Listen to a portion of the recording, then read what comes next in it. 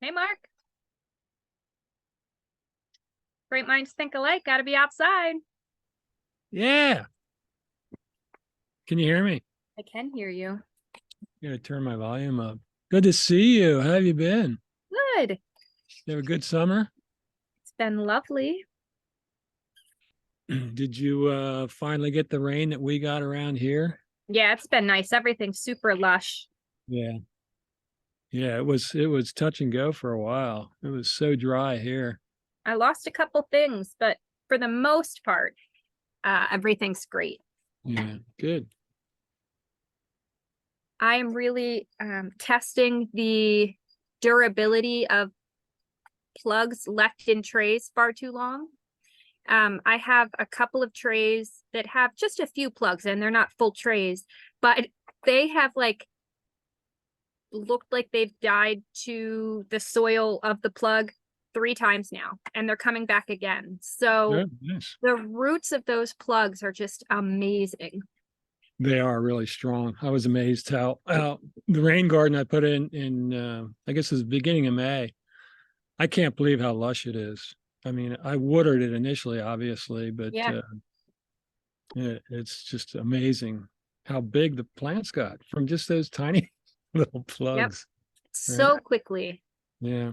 It's really fun to keep track of that. Like if you use Google Photos or anything, take pictures periodically of different projects, and just over the seasons and the years as they change and figure out what they're doing, they'll reorganize themselves a little bit. It's a lot of fun to see the evolution of just one little section you put in. Yeah. Mark, I'm curious which plugs of yours have put on a lot of growth, because I've put in some plugs and they're not really doing anything. But next year I know they will. But the first year they Well, just seem to sit there. so I did a rain garden and the entrance to the inflow, I put a lot of Carex Grayar and Carex cherokeensis, I believe it Okay. was. And both of those are just took off like gangbusters. And now they were obviously getting wet from any type of rain, or if I was, washing anything, I'd get a little runoff. But and Pygmanthinum muticum Mhm. are just unbelievable. Yeah. And let's see what else I think I had 4 different types of Monarda, and they all did well. The one that didn't take off as well as the others was the Bradburiana, I believe it is. Bradburiana, right. It flowered a little bit. It was funny because all 4 of them flowered within the same time frame, which they typically don't do. Right. But since they were new, they were just pushing out. It was kind of neat to see that. That must But be the difference. Sorry, go ahead. sorry, go ahead. I was No. just going to say I was just shocked at the growth and also the amount of insects, the wasps especially. I've never seen so many. And skippers this year are just Yeah. hundreds of them. Yep. I think I attribute that a lot to a lot of the little blue stem I put in. I put quite a few trays of those in around the property, and I think skippers seem to like them. But yeah, and I had some Solidago I put in that did real well, and some asters. With the exception of the smooth aster, the deer seem to like those a little bit. So Oh yeah, they do. they did the Chelsea chop for me. But yeah, but they're actually the ones that did go okay, or actually flowering right now. They're beautiful. Good. I had done some muticum from seed, winter seed sowed, and it bloomed this first year. It's like 3 Yeah. feet tall from seed this year. Like I couldn't believe it. Wow, Oh, mine yeah. don't do that. That's awesome. Yeah, it was really great. Yeah, and just the rhizomes coming out from the sides. I mean, I'm gonna have to keep an eye on it to keep it in check, I think. But still, I love that plant. We're going to give everybody just another minute to file in, guys. Welcome. We're just chatting a bit before we get the meeting started.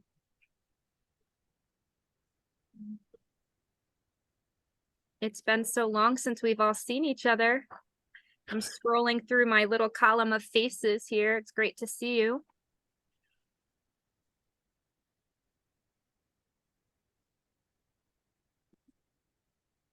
it doesn't feel like it's been this long, but I think our last meeting was May 11th.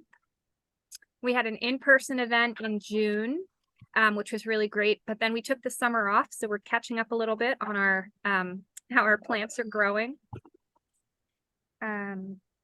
If you're just joining us, this is our first meeting of the fall for our chapter of Wild Ones. We're the Southeastern PA chapter. Our email invitation goes out to over 700 people.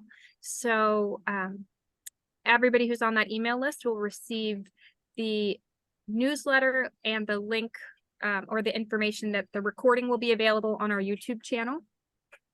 Since our last meeting, we have gotten 12 new members to our chapter, which puts our current total at 124 members. These are the people that do the majority of the work to keep this chapter going. I'm Jessie, I'm the chapter president. We don't currently have a vice president. Susan does an amazing job keeping us up to date with the newsletter, which is a fantastic resource. Please share that with all of your friends and anyone who needs to learn a lot about native plants. She also replies to the secretary email and does a lot of our correspondence as needed. Our treasurer, Denise, keeps our finances in order.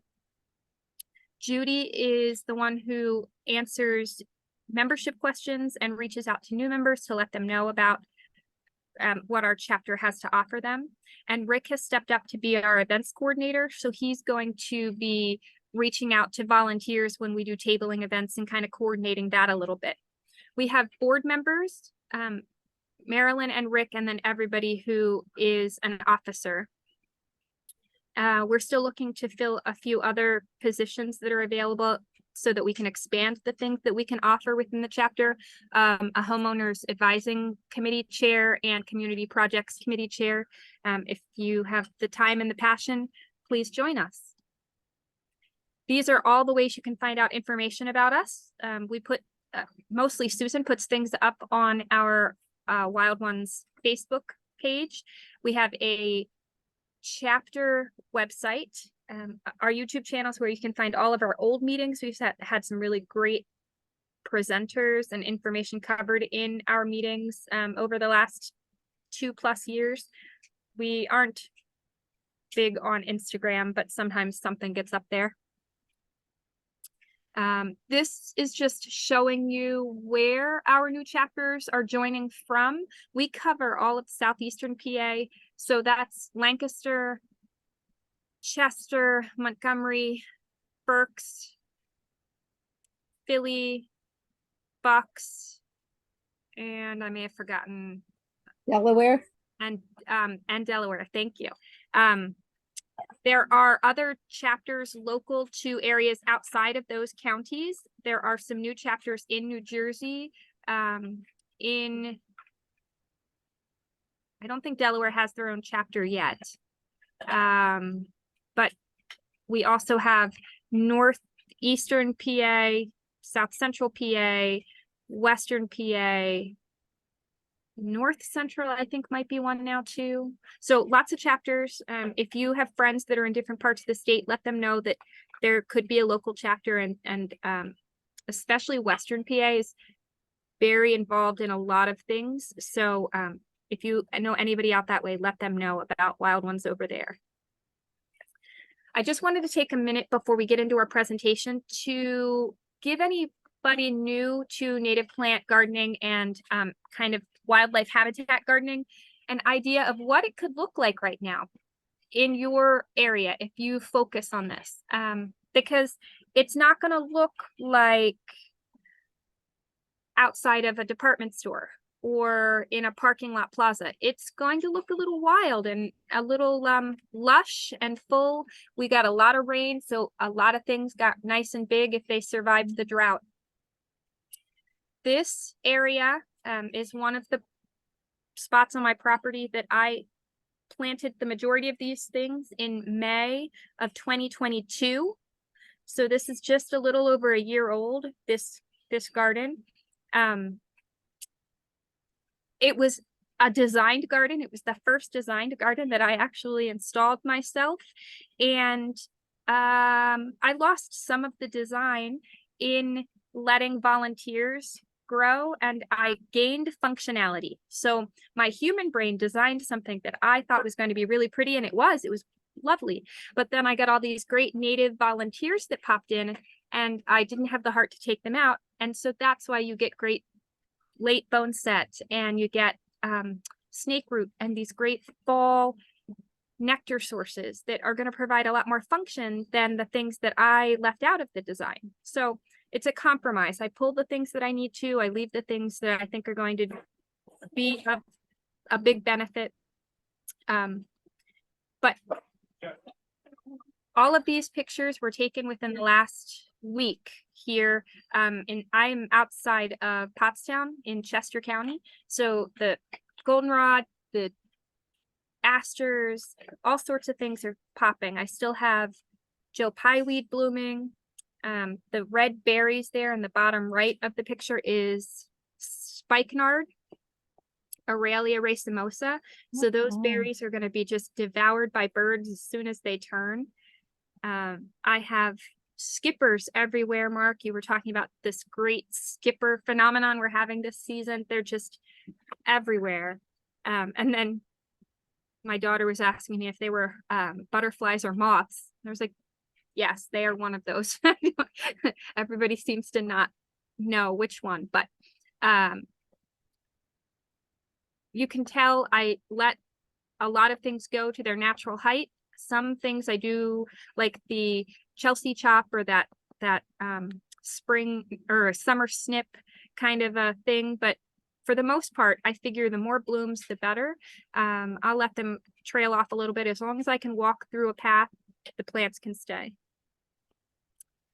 You can see berries in these pictures, berries for the birds, places to hide for the winter, seed heads for the birds. I've got lots of birds all the time, everywhere. It's really great.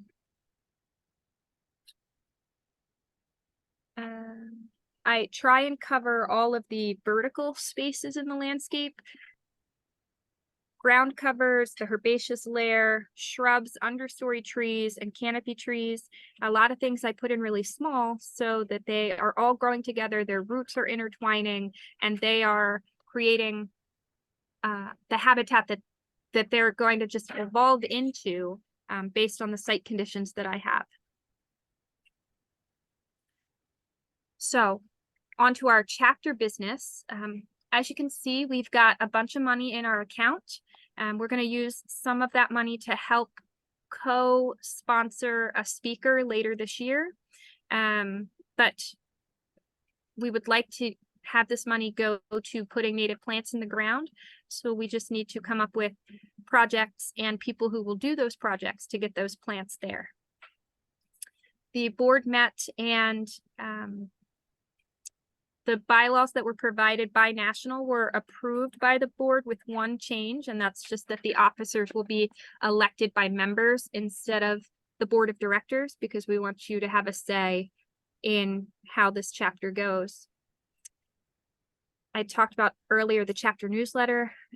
It will be published every time we have a meeting. And if you have content that you would like to contribute to the newsletter, please send it to Susan at that secretary website. Email. Chapter elections are coming up. The timeline is that this meeting we will discuss the available positions. Next month's meeting will be, the nomination slate will be provided. So you have between tonight and sometime before October 11th to let us know that you're interested in a position so that we can get you on the slate. And then our November 16th meeting will be the elections. As you can see there, the president position is going to be open. I have had a wonderful time being the president of this chapter. We got it started in the beginning of 2020 20, I think. It's been a long time. It's been wonderful, lots of fun. But my season is passing for me to be president. So I want somebody who is really excited to do this and make this chapter the best it can be. I want to be involved. I'll still be on the board, if you'll all have me, but I'm stepping down as president starting in January. So somebody out there is going to be really excited to do this fun work. We have a vice president position that has not been filled for a little over a year now. It would be a great help to the president. Maybe there's a tag team out there that really wants to tackle this. So that position is open. Denise has said she will stay on as the treasurer, and Susan, bless her, is going to stay as our secretary. I can't imagine a better person for the role. So we're very fortunate that she's going to stay. Judy's going to be our membership chair. She's doing a great job, and I'm glad that she's going to stay with us. And Rick, in this new thing that he volunteered to do with the events coordinator, is going to be a great big help to everybody too. So I'm going to put up here the descriptions of the roles that we have, so that you can see kind of what you would be getting into. It's all volunteer work, so it's as much as you make it. Somebody can make this chapter really amazing, and a team of somebody's could do even better. It's too much work for one person, but a group can really do a lot.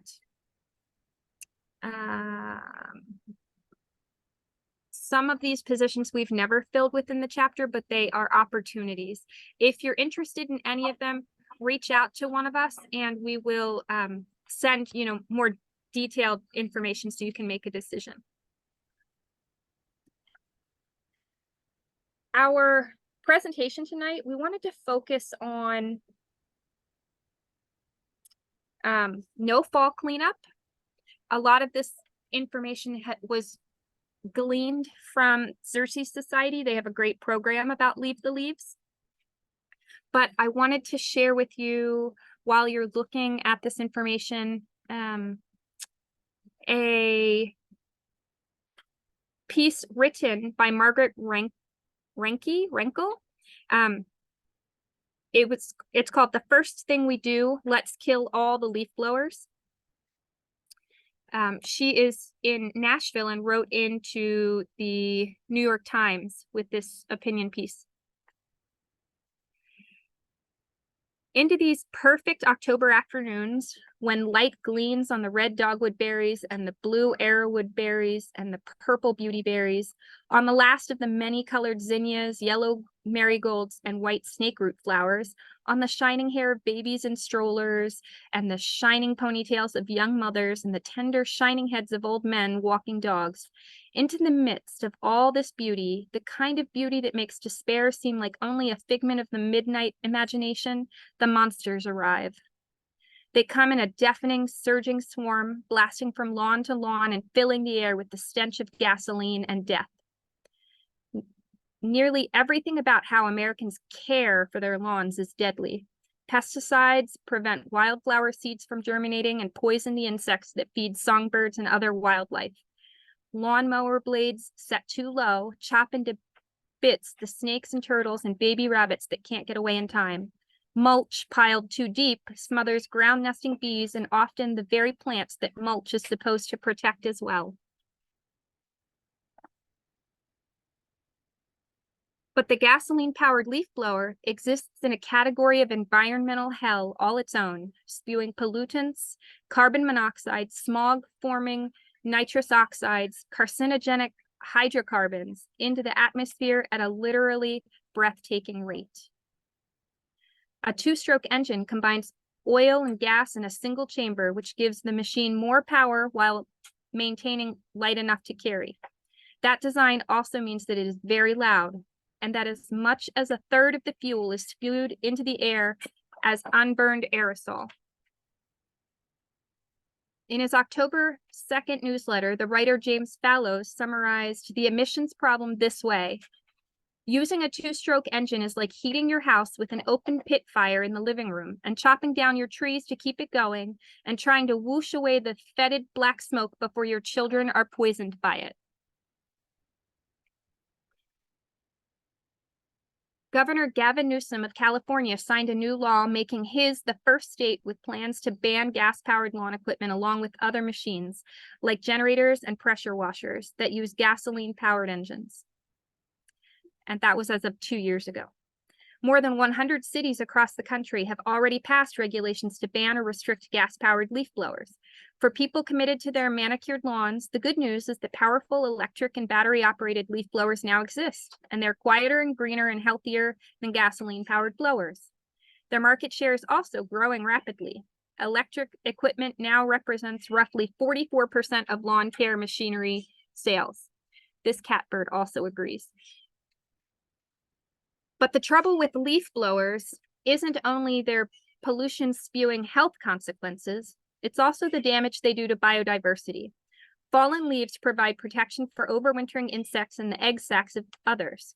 Leaf blowers, whether electric or gasoline-powered, dislodge the leaf litter that is so essential to insect life. The insect life that in turn is so essential to birds and other wildlife. The ideal fertilizer and mulch can't be found in your local garden center. They are available at no cost in the form of a tree's own leaves. The best thing to do with fallen leaves is to mulch them with a lawnmower in your lawn The best thing to do with fallen leaves is to mulch them with a lawnmower if your lawn consists of entirely unvariegated turf grass, which it should not, given that turf grass requires immense amounts of water and poison to maintain. The author's yard is a mixture of grasses and clovers and wildflowers, so we can safely let our leaves lie. If a high wind carries them away, it's hard not to wail, "Wait, I was saving those."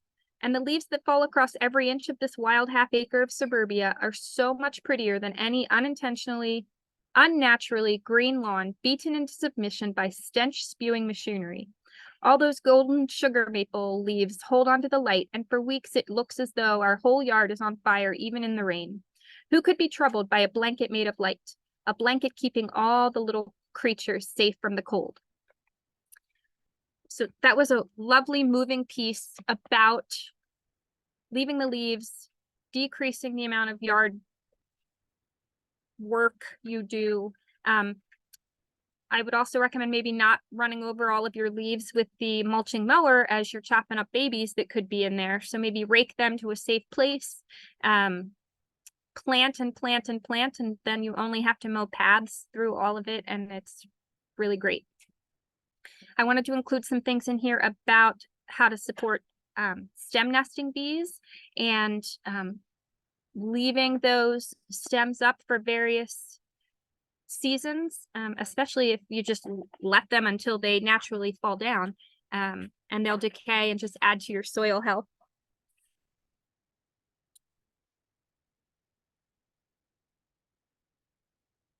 This is talking about that moderation and fall cleanup and several resources that you can check out for more information about leaving the leaves.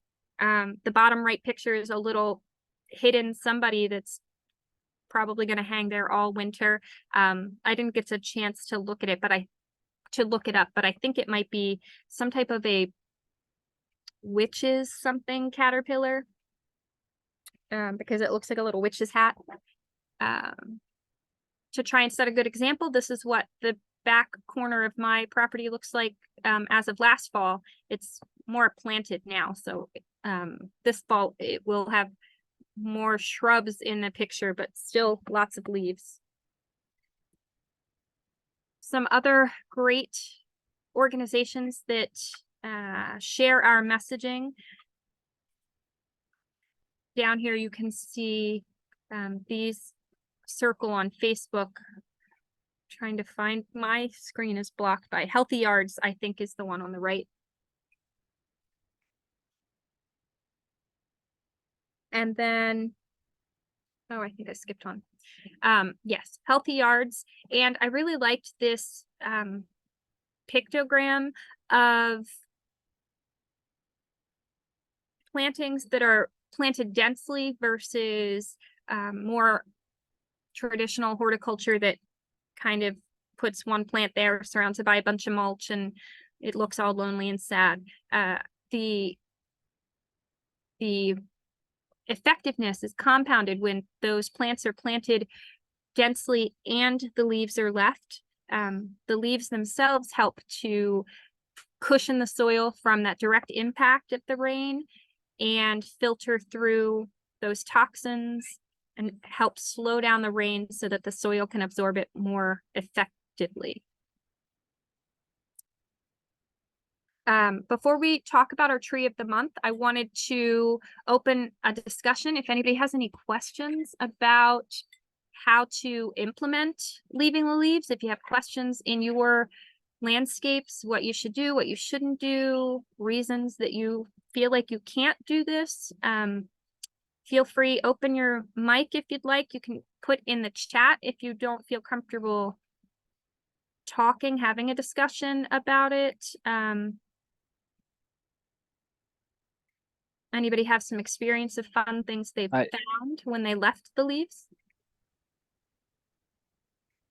It's someone else's idea, but I heard, and it's like, I heard about this idea where you make some little tiny, not fence, but very small perimeter around the drip line of a large tree like an oak. And you kind of fill it in with the leaves that your neighbor is trying to throw away and assuming they don't spray.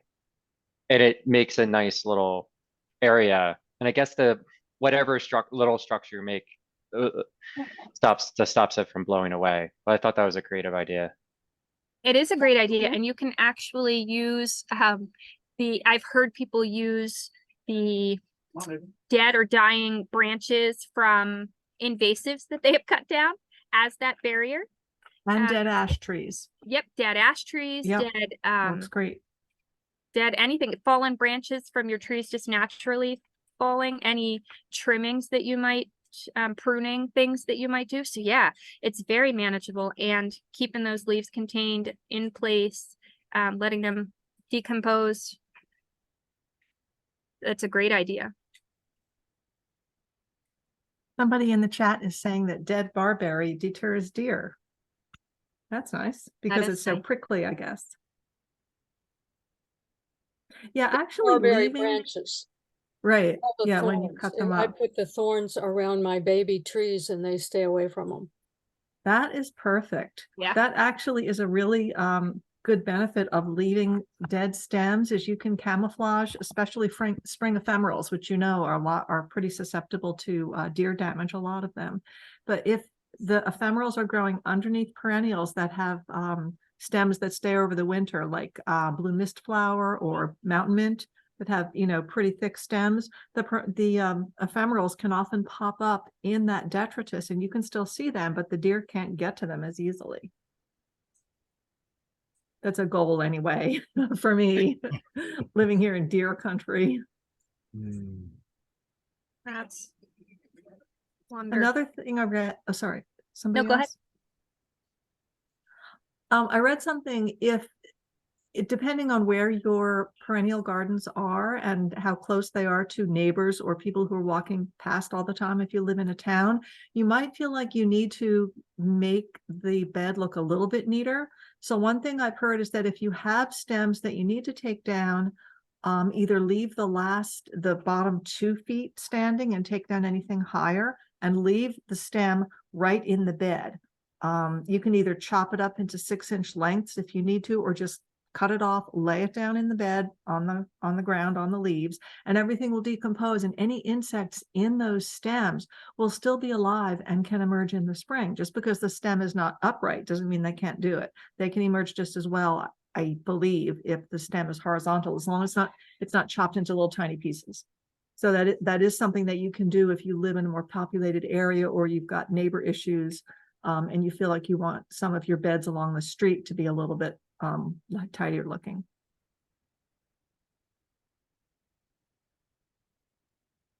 Yeah, those cues to care really help. Just keeping and picking the right plants for the right place.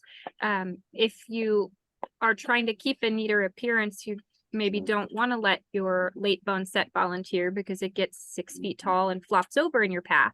So let that in your back space, and keep those smaller, more tame species up front and near walkways so that you don't have to do as much maintenance and you can let them go through their natural life, because you helped put the right plant in the right place.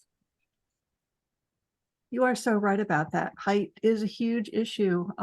At my daughter's garden, which is right in a village, right against the sidewalk, I have to be really careful about volunteers. And if they come up next to the sidewalk, sometimes a neighbor will walk by and notice the plant, and I'll say, "Would you like that?" And I'll just literally dig it out of the ground, put it in a yogurt cup, and say, "Here, take this." So that I've moved it around and gotten it off the sidewalk. That's perfect. I actually was walking around today thinking I have to pull so many of these volunteers, but I just can't do it. I want to put it out there like, hey, if you have a day off and I have a day off, come over and you can pull all of the volunteers that I have. I'll just take them, because otherwise I'm just going to compost them back on my dump pile, and hope that they, do whatever they're going to do back there. But I'd love them to go to people who want them. Yeah, a plant exchange. We should work on that somehow. But it always ends up being like, oh, I'm off today. I'm just gonna walk out in my yard. And it always turns into pull this plant, pick this one, do that, do this. It's never just a walk. Right. And if you pull them and pot them up, then you've got to take care of them, which, yeah, I can get.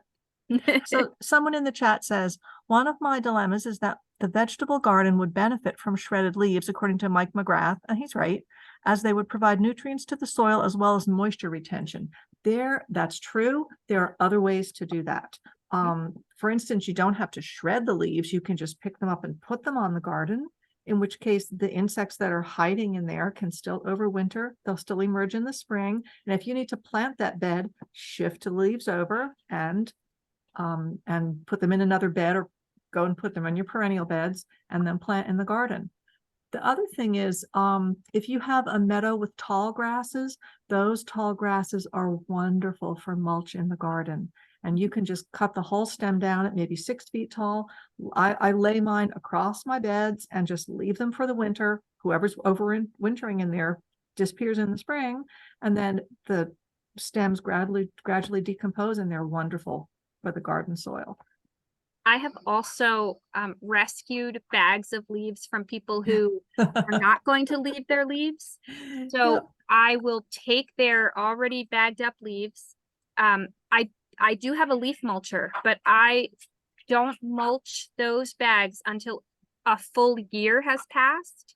So anything that maybe had been raked up and is overwintering gets a whole year to get out, and then I will mulch up that bag. I still might be ruining a couple of creatures' days when I do that, but I feel like I've given the majority of them the chance to get out successfully. So that could be an option maybe. And then you're also saving those leaves from just going to the garbage. So Yeah, the number of leaf bags that have come home in your car and mine, and probably many others over the years, is really hard to count. But they work really well. yeah, Yeah, it makes you're for a right. fun picture too. And like a record to set, like, hey, I think I got 30 bags in one time in my minivan. It was a lot. That's a lot. You're It was a right. lot. Yeah. And you can reuse those bags. If you Yeah. go and get mulch at, these municipalities are starting, well, DEP a couple of years ago required municipalities to provide at least 2 days a year when you can put out your tree and shrub trimmings, and the municipality will come and take them. And the munis that do that, if they don't contract to the trash company, they often have a chipper, and they just chip it and leave it for residents to take. So use those leaf bags, go to your municipal mulch pile, fill them all up, and put 30 bags of mulch or wood chips in your car and bring Nice. them back and Yeah, let them that's great. decompose, or use them however you use wood chips. Yeah, that's really great. Yeah, good to reuse everything. Sort of interesting that the two kind of phrases that have caught on in this movement were the kind of no mow May and the leave the leaves.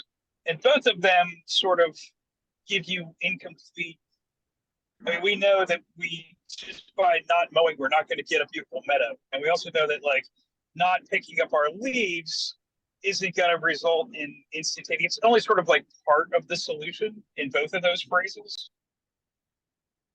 You're right, Rick. It gives people something to think about. I have mixed feelings about the catchphrases because they do leave so much out. Yeah, but hopefully it starts people thinking at least that there's a different way to go about what they've always been doing. So hopefully it's the start of the thought process, not the end of it. Right, like that, you know, leave the leaves, but that's fine also, but don't cut down your flowers, right? Like don't Right. clean up. I think it's a much more complete picture than just leave the leaves. Yeah, well, I think back in one of these memes or whatever they're called, it was like leave the leaves, save the stems. So they're trying to, I think, get more inclusive and expand the, I don't know where it is now, but expand the idea and have people just stop and think a minute about what they're doing. I And think that might be National Wildlife Federation. Leave the leaves, save the stems. yeah, maybe. Yeah, you're right. So you're right. It's like an evolution of thought. Well, I mean, the same thing with everybody saying they're gonna put in a pollinator garden. That drives me bonkers. Because they stop it. I'm gonna put in anything that blooms and I've ever seen a butterfly on it. And so they don't see the whole scope of I need to put in plants that support all of the life stages. I need to stick with strictly natives, all that stuff. It was a catchy slogan, like save the pollinators, or you know, and then Right. people who don't differentiate between, or they call a plant a pollinator, which also drives me bonkers. So yeah, it's a whole thing. You know, Just like putting butterfly bushes in your pollinator garden. Right. Don't do that. Yeah. yeah, don't do that. Do you know that free library concept that's Girl Scout troops, for instance, are doing it? They build a little box that people can have in their yards, or there can be in public spaces like municipal buildings and things like that. And they put in, the idea is that whoever wants to recycle or move on their books, you just put them in there in the box. And if you Right. want a book, you go to the box and you take a book out. Mhm. So it's sort of keeping the books moving through people's hands. So Jesse, when you were talking about pulling plants when you have to edit, they're perfectly good plants, as you said, you just don't have the space for them. Is there some way we could get a nursery or a place like an Audubon site to be sort of an exchange location for that? If we actually pop the plants up and label them, could we leave them off and people could just bring and take? There are people who do that. They have like it's almost like a plant library that they have a little wagon or something on their property that they're constantly just putting those little edits in. Ooh. I've seen them on, there are Facebook groups that do like free plant swaps, and there's a Philadelphia free plant swap Facebook group. There's a person in Chester County that organizes at least 2 or 3 weekends a year where she does plant swaps. She tries to focus on natives, but so I'd say it's probably like 75% native. There's still like some Could we put that, non-natives. could we put that in the newsletter? We could, the only issue becomes it's still a maintenance thing. Susan's idea where it would be going to a nursery where somebody's already watering plants would be a wonderful idea. Putting the maintenance on somebody who's going to maintain that at their location, that's again the problem. Like I don't water plants every day. That's why I have natives, so I don't have to do that. Or if we could pick a day where we would go to, say, Audubon, that Audubon place where we did before, Right. and they would let us do it, then Well, everybody we had could, done a plant swap there. right, And so maybe they it would was let a us do that. resounding, it was a resounding success. We had one person come on purpose, and two because Mark came also.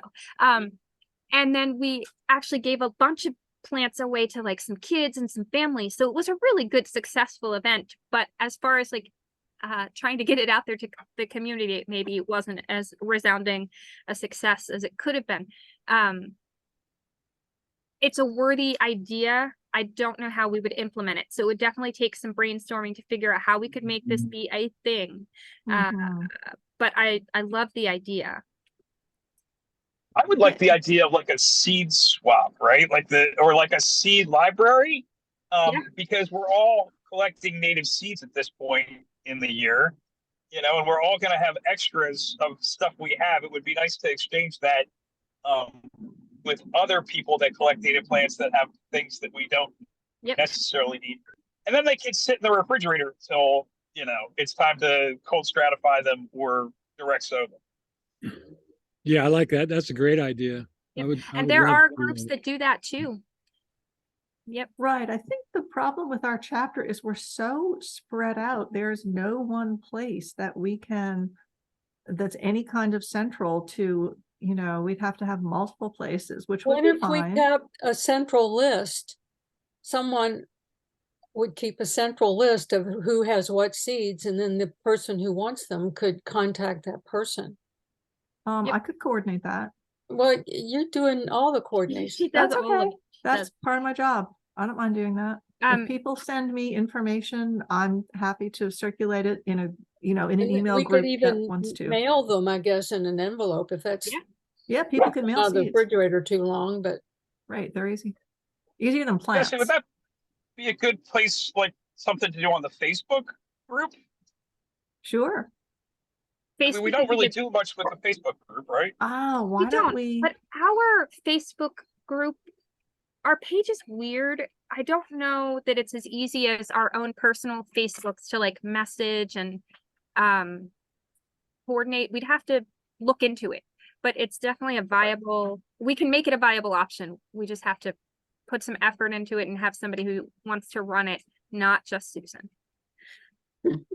Well, It's if something it's that's on, very public, right? yeah, if it's on Facebook, it would run itself. Jesse, are you People saying could that? connect with. So Yeah.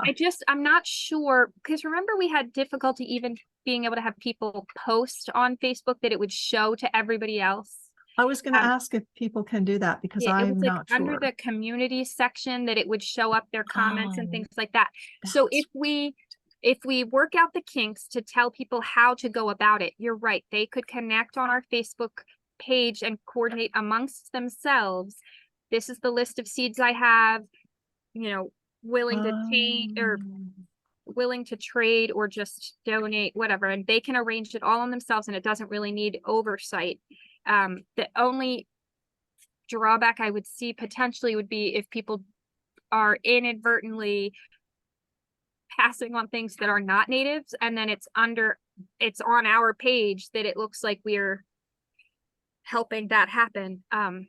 So it might need a little bit of oversight, but again, really Yeah. great ideas and ways to keep all of our members So you're saying community page, interactive. where I'm looking to find where this community page even is. Facebook is so unmanageable these days. I think the personal page is easier than this, but really I'm very limited on Facebook. I look I at plant stuff and know. I post pretty pictures. That's pretty much it. did you see the post about Slattington having a plant swap on the 23rd? It's in the chat. Oh, sorry. I thought you meant Facebook. Wait a second. It's in the chat. There's a bunch of Valley. links to swap organizations. And then down lower. Yeah, I don't know where Slatington is. Slatington, but Lehigh Valley is, Oh, I see. we we cover Lancaster. I think Lehigh Valley might be There's Chester plant swap, all sorts of plant swaps in the yeah, chat. there are. Yeah. Okay, then maybe we don't need to duplicate that. I like the idea of giving our members something to be able to do amongst themselves. Uh-huh. I just don't want to be responsible for it. Yeah, I don't even see the community page on our Facebook page. Maybe that has You almost changed need too. to add a membership. So we could participate in the ones that already exist. Right. Potentially, yeah. Or Right, I think just, that's gonna be easier. As individuals. Yeah. until we figure out a different way to go about it. I think that's probably the answer. Right. I'll just list those. Zach, thank you for posting those. I'll just list those Facebook pages in the newsletter. Oh, I've got to save the chat somehow. Well, we were on the subject of seed exchange. I have a couple questions about two plants. Okay. I was on a walk today and I saw jewelweed and wild senna. And the question I have about jewelweed is when to pick those pods. I mean, I picked one and it exploded in my hand, but the seeds Yeah. are still green. Were they supposed to be darker or black seeds? Does anybody Some of know? them seem to be black. And the ones I collected, I have both green and black, and I collect them all. It's fun. Yeah. So yeah, it is fun. But I just put them on a little plate and dried them out, and then going to put them in an envelope. You do that, and then the other one was the I wild. don't think that jewelweed will actually germinate that way. I think that it has to stay to moist be in black. the soil. It Oh, has is to that be- right? If you I dry it believe out, it so, won't because it's an germinate? annual. It's not really made to, that's why you don't see jewelweed seeds for sale, because they're pretty much like, they're gonna overwinter in the soil and germinate and do their whole thing in one season. Well, They're not yeah, really made to dry out. that's the other question I had because they pop. They're popping now, I guess, but it's still warm enough for those seeds to germinate. So they will not germinate until they go through the stratification period. Is that correct? Um, I think that's true. I don't see Right. jewelweed seedlings this time of year. Yeah, because they're genetically designed to make it through the winter, germinate the Mhm. following late spring, early summer, do their thing, set seed, and Yeah. that individual plant is done. That's So, interesting. I thought I'd be able to collect some because the deer are eating all my jewelry. right. Yeah, they like jewelweed. It's And I like wonder candy. if you have those little baggies that jewelry come in sometimes. I am blanking on the name of those little bags with the drawstring. They're tie them to the stems. clear, see-through. Tie them to the bloom. That Mhm. way, one, the deer probably aren't going to eat the bag. It'll keep them from eating it, but also it'll collect the seed if it does burst. And then you can put it in a protected pot and whatever and leave it over winter and then get seedlings the next So year. that's interesting. So you're saying if I actually do get some, so I'd go out tomorrow and get some pods. If I put them directly in soil, you think that they would not germinate until next spring? Right. because Just lay them they- on the when they- ground. Yeah, when they pop off, they're not germinating. Or I could just throw wherever, I could just throw them in the ground where I want to plant them, I right? think that seems That's the what I easiest. do. Yeah. I that's only easier. ever found jewelweed at one plant sale, and I've been to lots and lots of plant sales. Yeah, I never see it either. And it was at the Hawk Mountain plant sale. Because, and we had Mike do a program for us, or two programs. He was one of the botanists that helped them get jewelweed to be for sale there. And they were just like 3-inch tall, that they had germinated just, a couple weeks before that, using that technique that they just, overwintered them, and the timing was right for the plant sale. Interesting. And the other one was, like I said, wild senna. The seed pods are on the plants, but they just don't seem mature enough to me. I just wondering if anybody had any results with wild senna, tried collecting. They turn black, They don't do they? turn black, yeah. I have not Yeah. done them from seed from my own plants. I had ordered wild senna from, I want to say Prairie Moon, maybe. Mhm. And it needed a mycorrhizal fungi inoculation specific to that plant for me. And I was able to like powder that on the seeds when I did the winter seed sowing with them. And I got 100% germination that way. But I think, Susan, you had done something similar without the inoculation and didn't have very good success. You're right. Without inoculation, I got 3 plants. What Wow. about sandpaper? Does that help at all? Oh, I don't think I did. I forget what the Prairie Moon I directions didn't are. need to do any scarification. All I needed to do was provide, because whatever relationship is happening between that inoculant, that that fungal strain and the seed is what maybe it needs to have a better germination rate. Right, yeah. Hmm. It doesn't need the scarification necessarily. Let's see what their germination code is. Oh, their website has changed. I hate when people change their websites. C10H and I. Oh, right. C10 is the strat. I is probably the inoculant. I'll have to look up what H is. Here it is. H. It's I pretty is legume robust inoculant. spreader anyway, isn't it? Oh yeah, H seeds need scarification. Yep. So they're recommending the sandpaper, just like you said, Nice. and the rhizome inoculant. They must have done it prior to sending the seeds. Because I did think not they do wrap 'em all. scarify. Yeah, Yeah, a lot of them. nice. Mhm. Mark, does that help you at all? It does. Thank you Okay. very much. Yeah, you're welcome. Mhm. Next up, our tree of the month, we wanted to focus on white fringe tree. And Susan will have this great article in our newsletter, but to give you some information here during the meeting, I included some pictures and Susan's going to talk to us about white fringe tree. And those pictures, Jesse, those are from your yard? They are, yes. Okay, great. So we've got personal experience. And Rick, I think you have a fringe tree too, and I have a little experience with them. So if anybody has questions when we're done with this about, more specifically how to plant and have a fringe tree survive, there's a couple of people who've done it. So fringe tree, Cynanthus virginicus, or white fringe tree, is a deciduous native shrub or small tree with a spreading rounded habit.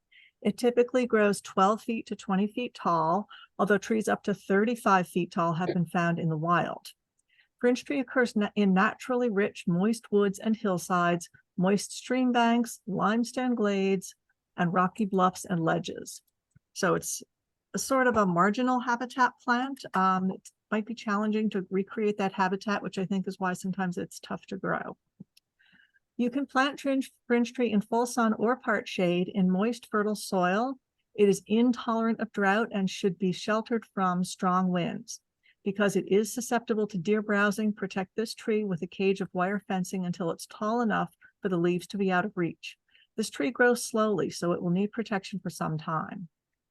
Fringe tree's common name refers to its drooping clusters 4 to 6 inches long of fringe-like creamy white fragrant petals in spring.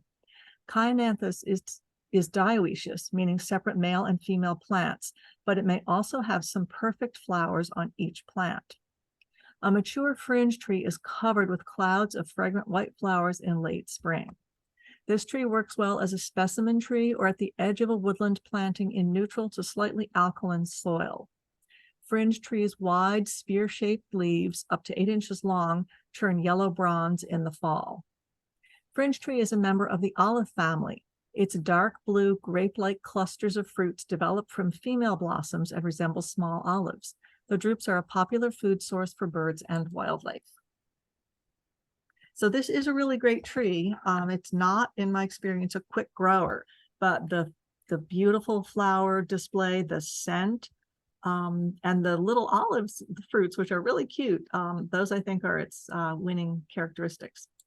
Does anybody have other thoughts or tips about how to successfully grow fringe tree?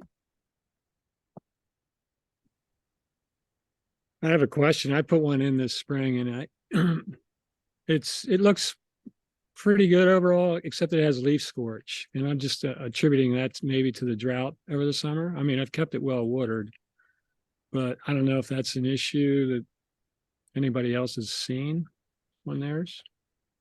No, And Rick, what about yours this year?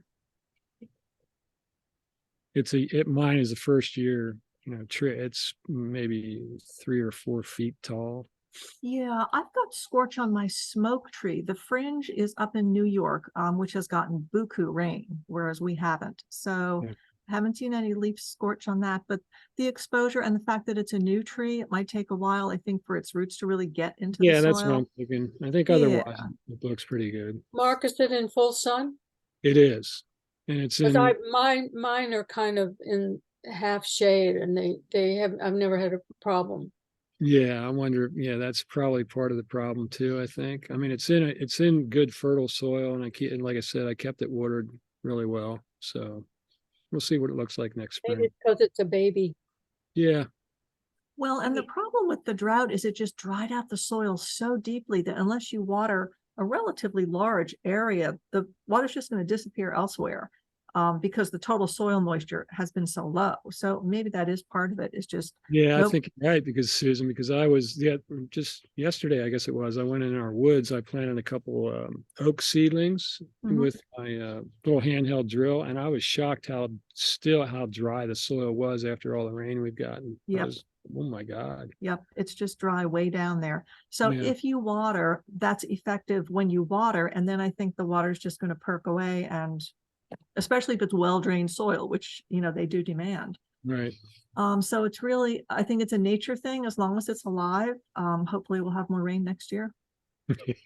Right? I also read somewhere, sadly, I hope I never have to experience this, but Fringetree is related enough to ash trees that they could be susceptible to emerald ash borer. Oh, Right. great. So that Oh, would be another thing that's just true, to I keep an think. eye out, Oh, which has not deterred me from putting them in the landscape. They're beautiful and worth it to me, but just something to be cognizant of. There's also something I read recently that said that the emerald ash borer is not as bad as they thought it was going to be. So Specific to the Fringetree or to no, the no, specific to just fruit trees and all that stuff. I know it's still a huge problem, but it's not as bad as they expected. So well, far, it so certainly far. is on ash trees. yeah, It's been outside of awful on ash trees, I trees. guess. Yeah.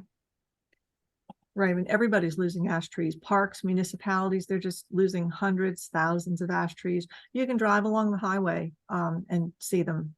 That most of the dead trees are ash. There's a new beech tree virus as well, right? Have you guys seen that? That's wiping out Yeah, all the it's beech trees awful now? up here in Maine. It's really bad. Oh, seriously? Ooh. Driving there down anything- the road. It's Is there just, anything to be done about it? I don't think they've known about it for a while. I don't think I think it's becoming more, people are more aware of it, but I think it's been around for a while. But it was Beech- really bad this year here. Meaning defoliating the beech trees? It's that you drive down the road and they're just all these brown trees. Is that brown what it does? leaf Oh, Trees. beeches are so beautiful too. Yeah, It's Oh, very sad. yikes. So, but I don't know much about it. I think like after yellows, I think it's like a leaf hopper, or no, it's what did I read. It's some sort of protozoa that's carrying the virus that's killing them. Oh, what's a protozoa? It's like a single cell organism. How does it spread? How does I it think it travel? might be the birds that are carrying the carriers for them. Oh, rats. You know, and since beech nuts are such a valuable food source for birds, they think that it might be perpetuating and carrying through the bird population. Ooh, that's sad. Wow. Talk I about just shooting want yourself in to. the foot. Last year, because I like the way they keep their leaves through the winter. I think they have great winter interest. Yeah, I'll be very disappointed if I lose them. right. Boy, that is a real shame. Just when you thought there was a tree that didn't get anything, because beeches don't get a whole lot of other problems. So now they do. It's sort of depressing knowing what you know. You know what I mean? Like Yeah. you think as native plant people, you know, everybody looks around and just sees green plants everywhere. And I look around and I see tree of heaven and I see, you know, stilt grass and I see, Yep. Canada, Canada thistle. yeah, right. But Oh, yeah, just people keep say, planting because there will be things that are going to survive and we can help. Right. We can help. look, Wow. Well, you think about the landscape of trees and how drastically it's changed. I mean, between like ashes, chestnuts, Elm trees. elm trees, Mhm. those three alone, chestnuts. Yeah, Pennsylvania used to be covered with them, I mean, before our time, but. Right. And now All ash the is Philadelphia happening. antique furniture that was made out of chestnut trees. I know, it's so pretty. And now you can't do it. Nope. They used to make window frames out of chestnut. I know somebody who had a house built in I want to say the teens maybe, and he foolishly replaced every single window with some vinyl stuff. And the frames, so his contractor said, were chestnut. I'd like to have gotten my hands on those just for the wood. Is Must have been anyone planting beautiful. chestnuts? I'm sorry? Is anyone planting chestnuts? The American Chestnut Society is breeding, they're crossbreeding with the Chinese to get, I think, a 99% American chestnut with hopefully the resistant gene. So they're, I believe, definitely planting. And I think some nurseries have them. Yeah, Edge of the Woods Nursery recommends planting them because just on the chances that you might get one that's resilient and resistant, and then you're part of the solution moving forward to still having chestnuts. So if nobody plants them, we definitely won't have a solution. But yeah, Right. they recommend it. Yeah, I planted, I think five from seed, and I have 3 others Ooh, that are growing. They're doing really well, knock on wood right now. We'll see. But isn't the chestnut the one that it grows to a certain height or age and then it gets smacked by the blight? yeah, So typically, well, not typically, but and they can go 8, 9, 10 years looking great, and then all of a sudden they'll get I guess it's a virus. Blight, right? Chestnut blight. Blight, yeah. I think it has to do with the way the bark is structured. At a certain point, the bark is more susceptible, I Yeah. think, but I'm not sure. It's a Yeah. fungus, right? I believe it Actually, is, yeah. no. Maybe don't it just takes a remember. while to develop and take hold. Yeah, I'm not sure why it doesn't, take hold right away. It's interesting. I would like to know that, but yeah, typically it's years before it develops on most trees. Yeah, because I've heard there are groves planted, I think, around the state, certainly, of young chestnuts, and they just Yeah. watch them to see how long they'll last. Penn State is doing big trials with them. and Okay, but much too young for furniture wood, much too young to be Oh, yeah. harvested to do anything. It's Yeah. amazing how big they get. Zach left a site for us to see about the chestnuts. Sorry, It's what? in chat. Zach Yeah, and left in the that's chat. they're working on the blight resistant, which I think was just mentioned, but that was back in April of this year. But I haven't heard that it's like, hey, it's ready. Here, you can use it. I haven't heard that part yet. I think they planted some at Rushton Woods about Hmm. 5 or so years ago, and I don't know how well they're doing, but I'll see if I can find out. Well, they probably know need that. to watch them for decades. Right. If the Mhm. fungus Right, good takes a while point. to take hold. I Yep. think just it's don't know. 25. Good point. Something else just popped up in the chat. I posted the beech link to leaf the disease. information on beech leaf disease. Oh, thank you. Okay. It's the nematode that carries it. Oh, so it gets in through the roots. Is that right? Nematodes are in the soil? Yes. Okay. I think there's one, I think the European beech has more of a problem, but I was reading about it a couple of months ago, and of course I've forgotten, but it doesn't affect all, but it seemed like it was pretty widely spread up here. I haven't really gone into it yet, understanding it. The fungus kills areas of woody tissue. If enough is killed, the tree may be girdled and die. So this says American beech. Oh, they're trying to remove infected trees. Oh, so they don't spread it. Oh, our forests are they look so different now. The same with hemlock Yeah. because of that stupid woolly gelded thing. Marilyn, how are the hemlocks up in Maine? Are they still How are the hanging in? what? Hemlocks? You have so many more hemlocks up there than we have in southeastern Pennsylvania. Don't see any up here. You mean live hemlocks?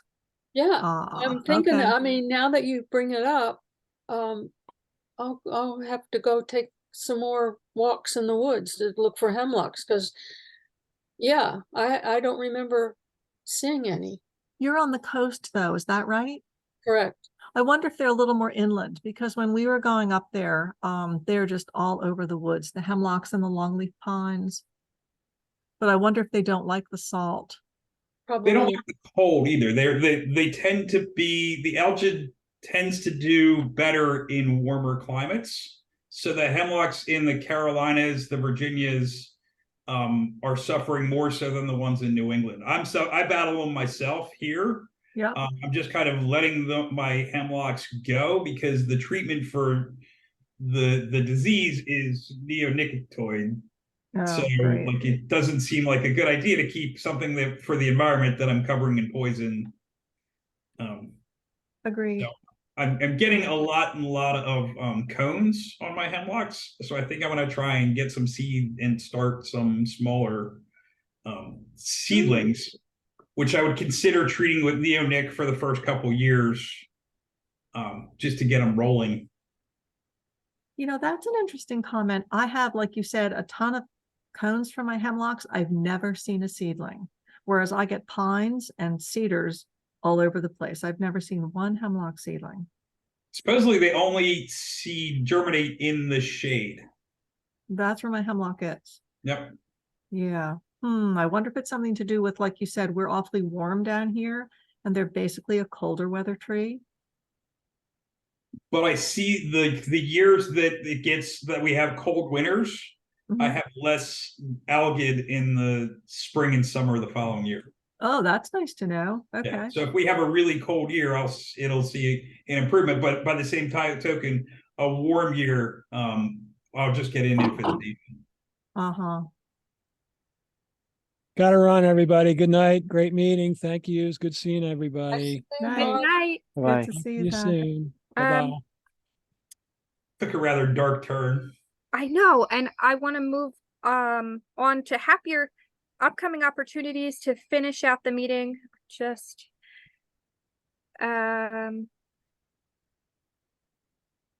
okay, where am I? So upcoming opportunities. The Philadelphia Honey Fest is coming up this weekend. Thank you so much to Chris and Alice and Justin who are going to run the Wild Ones tabling event at Wick House. And Jane and Justin who are going to do Bartram's Garden.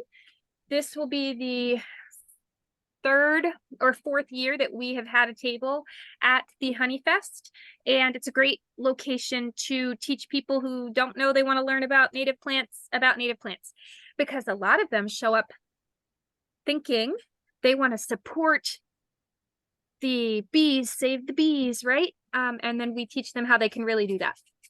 Honey's great too, but it's not how we save the world. So thank you to everybody who's going to help make that happen. I sadly have to work because it's a really great festival. Some upcoming opportunities that Denise put together for us. A couple of them we have missed, but make it to Bowman's Hill. It's a great place to walk around. There's a native plant sale in Boiling Springs, which I think is South Central PA. I'm not positive. I might have one of my springs mixed up. And then there's a webinar coming up at the end of the month. This is also, you know, I tried really hard to figure out how to get you a link to this, but then I couldn't find the information again. So maybe if you Google search Ecodel Nature Conservancy, if you really want to learn about barn owls, and because I doubt that blurry image of the little square will get you where you need to go, but it's located in Glenmore, so it is our area. The Greenixville. It's like an Earth Day in the fall that Phoenixville puts on. We were there last year. It was a really great event.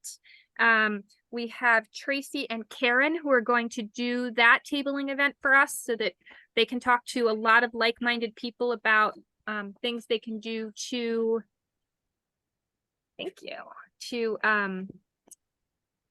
help spread the word about native plants. There are lots of neat vendors at this event, not just plant people, but sustainability focused. It's a good event. Which event? The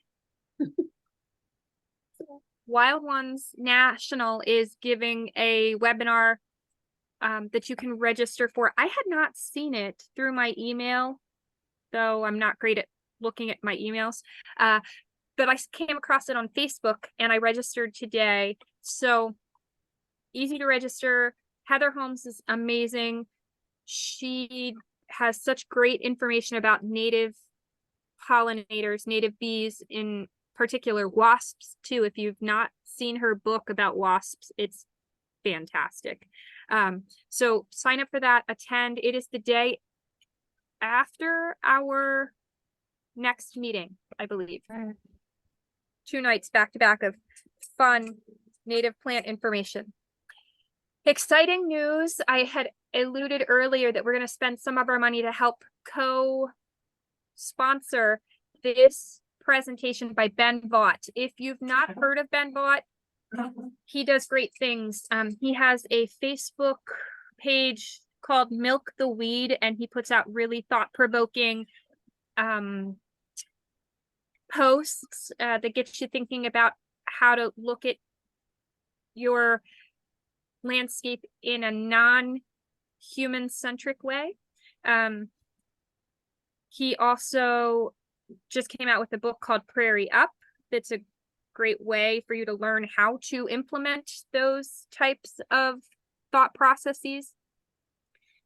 We are going to help sponsor him in this presentation on Monday, December 18th. About matrix planting and design and how to get your neighbors on board. So more information will come and how to register and all of that. But I know that it's going to be available for 2 weeks after the presentation for those Wild Ones members only that register for it. So that should be great. Who are we coordinating with on that, Jess? It was headed up by the Western PA chapter, and they reached out to see if we wanted to help it. He has a hefty speaker fee, so we're just going to help. And I think that there's at least one other chapter that's also going to participate, so we're splitting the cost at least 3 ways. There may be some other people. Yeah. But I had gotten confirmation after our board meeting about the date that they nailed him down for. So it's right before the holidays, which sometimes is a little tricky, but at least we get it the recording for 2 weeks in case people can't make it. And what else do you have to do on a Monday night, even if it is before Christmas? This is another great opportunity that is coming up in the future in February. The PA Sustainable Agricultural Conference. We've been asked to share tabling duties with other Wild Ones chapters in the state. I can volunteer for at least one day of the, I think it's a 3-day conference, 8, 9, 10, yeah, 3 days. So that we can talk to farmers and just people that maybe aren't strictly native plant focused about the benefits of native plants and incorporating them. So another great opportunity to preach beyond the choir. Some new resources. So speaking of Ben Vaught, I saw this on his page. Now, most of us, if you've spent any time on Facebook in the last 5 years, have seen this meme or this whatever you call it. But this one in particular has the red words added, and it's actually the truthful things that are about these specific insects, not just the little catchy phrases that people like to banter about. So I really enjoyed reading this, and I thought that most of you could appreciate the differences that were pointed out. And I'm sorry it's so small. Maybe I can somehow send it to Susan so she can include it in our newsletter. That way it would be of a larger print, maybe, if you can't see it all on the screen. Okay, sure.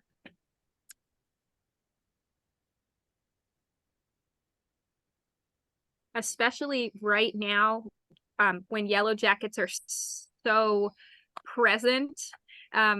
You know, wherever you go, they're trying to trying to drink from your drink. They're around, and a lot of people who don't know better think that they're out to get them, and it's just not so. If you just learn a little bit about their life cycle, you can cohabitate much better. Well, and I've always wondered about what I call ground bees, which I think are not bees, but yellow jackets. You know how you're mowing in the meadow and you step on something and you're really sorry that you did that? Yes. It's not just it's not solitary bees. It's a whole hive and they all come after you no matter where you run. Yeah. So you're right. It is wasps. It's not bees most typically. And they are social. They're not solitary. You're right. It is unfortunate that that's usually the only time you know about them, when you have disturbed their nest. They're Right. only trying to protect their nest. If you had not disturbed it, they wouldn't even care that you were around. I was so fortunate last year to have a ground nest of, and there are different species of yellow jackets. I'm definitely not like a specialist about this, but there are different species. Some of them are more aggressive at protecting their nest than others, meaning that the perimeter that they set up to protect can be much larger in certain species. But I've been fortunate enough to very peacefully cohabitate with multiple ground nest and aerial nests of both yellow jackets and bald-faced hornets, which I've heard a lot of people have problems with too. And I'm talking cohabitate to the point where last year I had a ground nest of some species of yellow jacket that I was literally sitting on top of in 2 lawn chairs the whole season. Did not know That's they were not a there. good. No, I'm Ooh. telling you, it was perfectly fine. I did not know they were there, except that I kind of noticed some traffic. Like I kept seeing something fly by, and because I have honeybees, I don't always pay attention to the things that are flying by. I know there's a lot flying by, but I was like, what is that? And I look closer, and here I tracked this like little airplane strip of yellow jackets going down into a hole that was literally between the 2 chairs I was sitting on. Yeah. And I saw they made like a paper material at the entrance to this ground nest. I watched them fly in and out of it. I sat on those chairs after, like before I knew they were there, and after, never stung. My dogs were right with me, never stung. So I was fortunate that that was a species that was obviously either I'm there enough that they knew I wasn't a threat. I was just part of the environment. I wasn't a new like something new that they had to get used to, or they were not a very aggressive nest. And then I've had the bald-faced hornets that make the beautiful paper nests in trees and things. I've had those in various locations. One was a foot off of the ground that I mowed beside. I don't mow frequently, but still I mowed right at it before I knew it was there, and we were never stung. I get to watch and listen to little wasps chew and lick the material off of like pallets and things. I'm deaf and I can hear their little mouth chewing this wood. So very fun. So there are species that you can cohabitate with very, very fine. Not all, but some. And I've been lucky.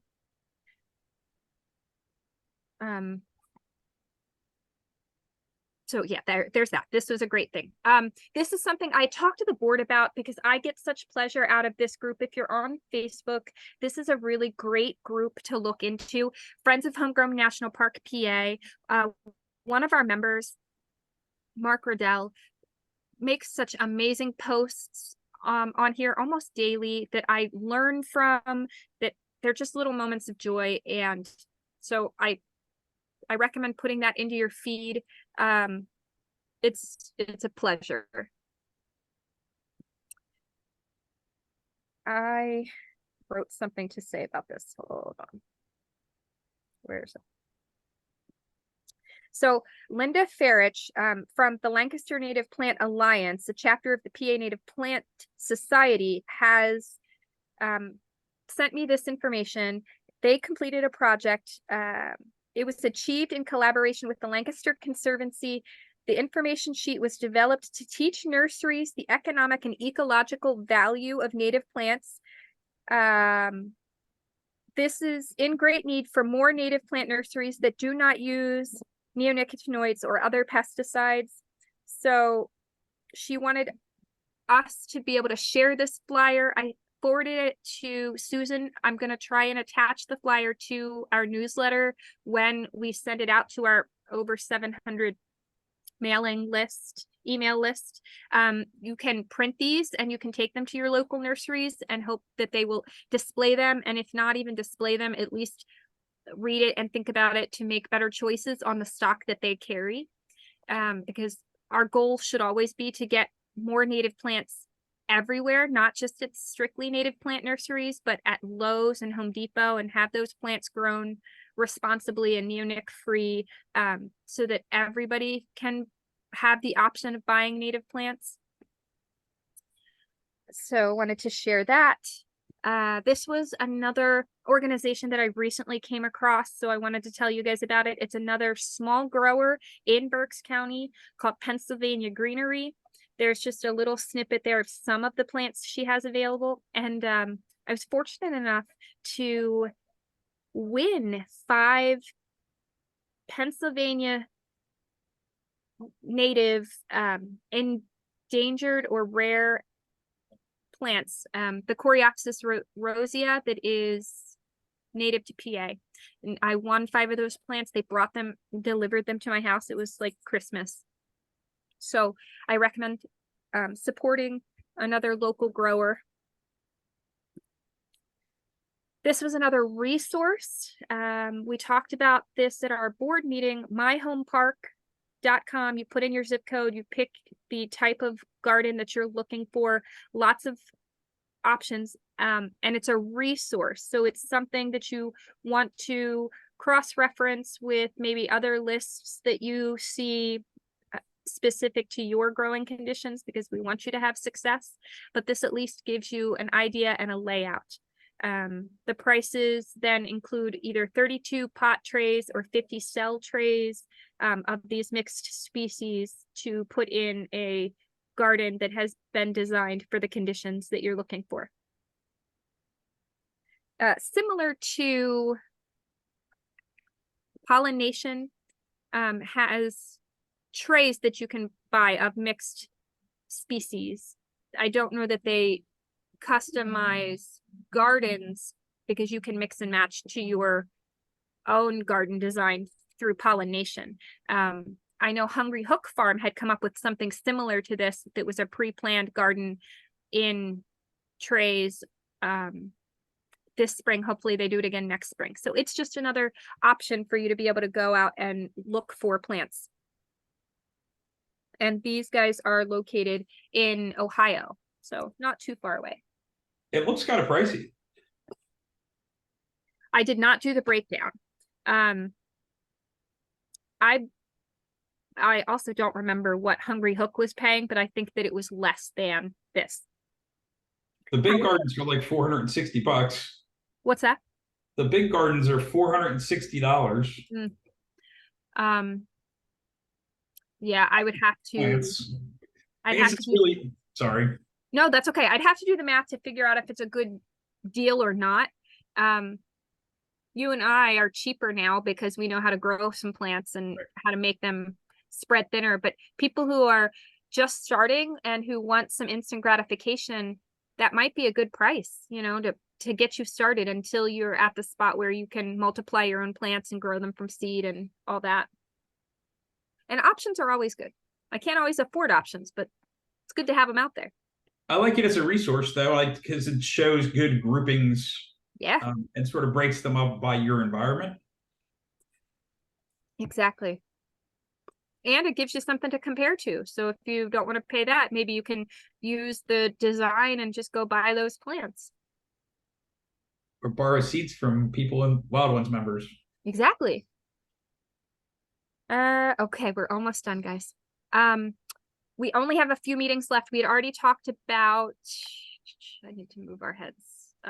We'd already talked about next month, our meeting will be seed collection. And Marilyn, have you? I haven't heard back. I know that Mark was on vacation, but, and then there was the whole issue with the guy roaming around with a gun, and also, I haven't heard back from them yet, but I'll try again. I'll try again. Sounds good. I mean, Um, in the past, he said he was available, but I haven't spoken with him for Yeah. too long.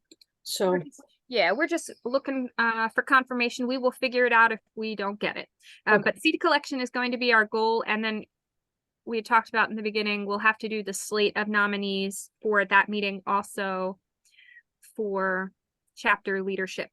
And then Thursday, November 16th will be our last meeting of the year. We'll have chapter elections. We had wanted to try and coordinate a seed swap event. I don't know if we're going to get that together or if we will let you know about seed swap events that we know about.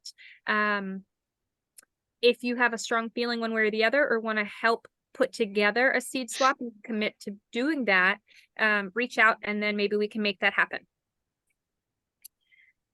The last thing I always put up here is a list of the nurseries, and I didn't update it to include the ones that we talked about tonight. I'm going to need 2 pages soon, but I'm going to leave this up here while I look at the chat.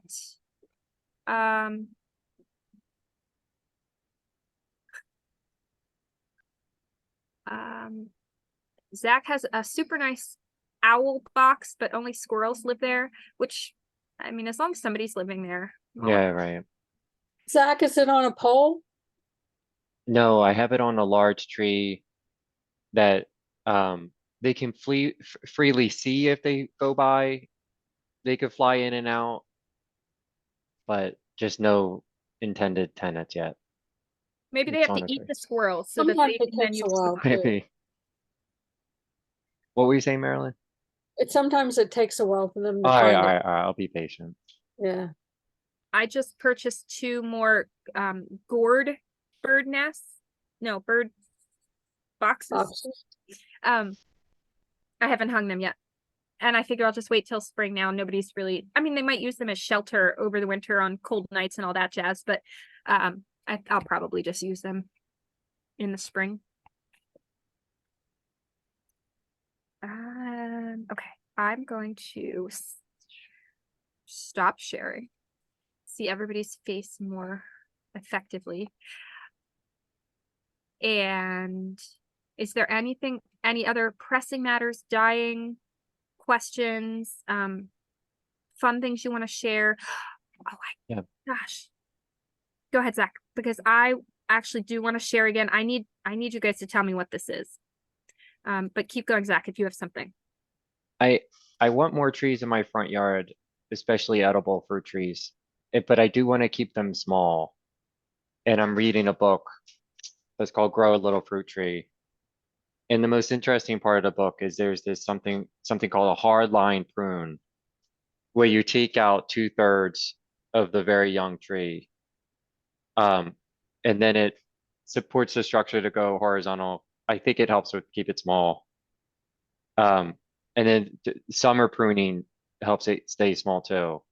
But the whole theory behind the book is if you're growing for fruit, and I care about persimmon and black cherry, you're kind of incentivized to keep it 6 to 8 feet tall so you can actually reach for it. Right.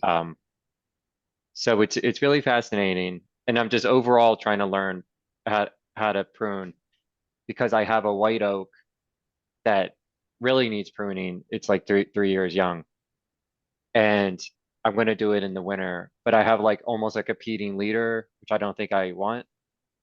So I'm gonna have to cut that out. So I still have to learn more, but I think I'm gonna summer and winter prune the fruit trees, and then just winter prune the white oak that I do want to get bigger. And it's not a fruit tree. I'm not trying to keep it small. I'm in the same boat as you, as I am not a good pruner, Hmm. and could definitely learn more from that. Have you considered native plums No, for? that's on my list too. Yeah, Or they Amelanchier? Yeah. They sucker, Amelanchier? so you can That's keep good. them. No, not. Oh, well, yeah, serviceberry would be another one that you could, that stays small naturally and that you can get fruit from if you beat the birds. But the native plums, they stay naturally small. They just aren't really trees. They're more shrubs, but I I had see. my Yeah. first fruit this year and I had only planted them last year. So I was amazed at how quickly they fruited. I only got 2 plums. So that's not like impressive, but still. Yeah, that's great. Our plum was a tree of the month one year at one meeting, wasn't it? The I American plum. believe so. Yeah. And the prunus, I don't remember which one is which, like Virginiana versus Americana. One of them is considered choke cherry and the other one is considered Right. American plum. I don't remember which one's which. And Right. they're very similar. Like, Yeah, I have choke cherry. And and Jesse, which one is how that? tall Americana is or your, Virginiana? thought choke cherry was brilliantissima. No, that's choke berry. Oh, cherry Common names, berry. man, they're Okay. tricky. Okay. Yep. Uh, So Jesse, how tall is your tree? I'm curious because I have an American plum and it's less than 3 feet tall and there's no fruit on it. It is maybe, so she not be a straight tree. She's a little leany over and a little wonky, but she's like maybe 5 or 6 feet. Oh, okay. Yeah. So I need to wait a little bit more. Okay. And That's fine. she and her friends, I put 3 in, and the next spring, so I think I planted them in the fall. The next spring they'd already put out suckers, so Mhm. they're really happy where they are. They're making a happy little colony back there. So I hope to have more fruit next year. Do they need more than one to fruit? Do you know, or to, to pollinate well? Is that one of those? To pollinate well, yes, but they Okay.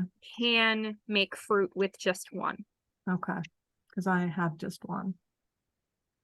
I We'll don't see know how if she anybody does. else grows non-native pears, not the invasive pear, but just a fruit tree pear, Bartlett or We have a pear tree on our property in Maine that's really prolific this year, and some years yes, there's that's what I was nothing. gonna say. Mine is so prolific this year, and other years not at all.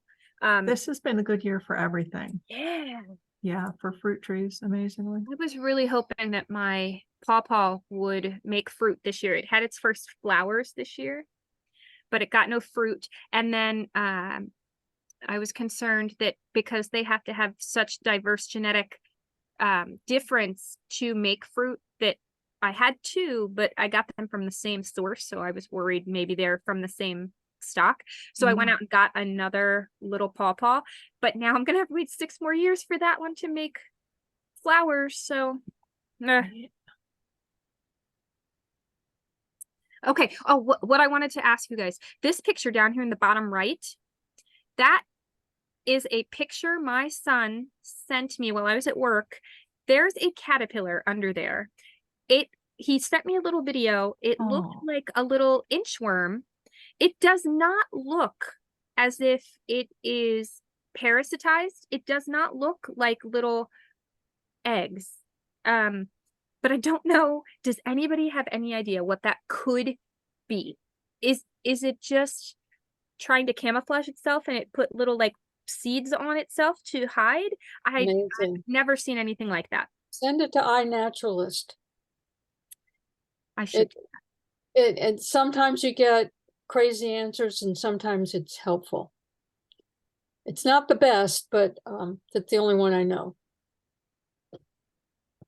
as a source. Yes, that's a good idea. I should do that.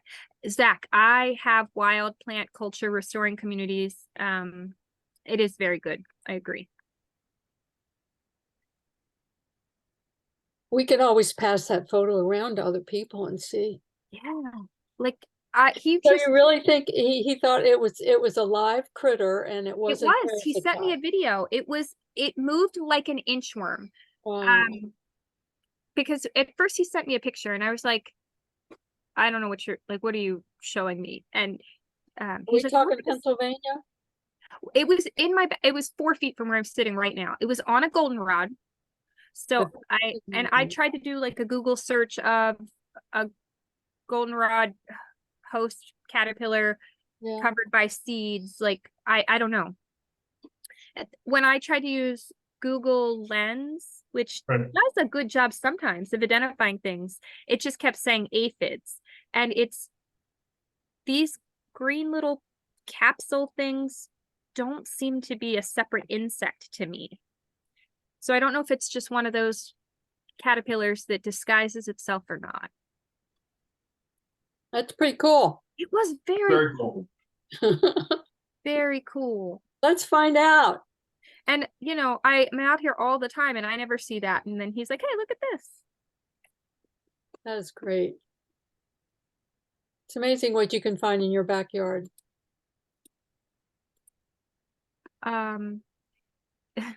Zach, you crack me up. Pokeweed is like you get in a rabbit hole where it's like, is it nutritious?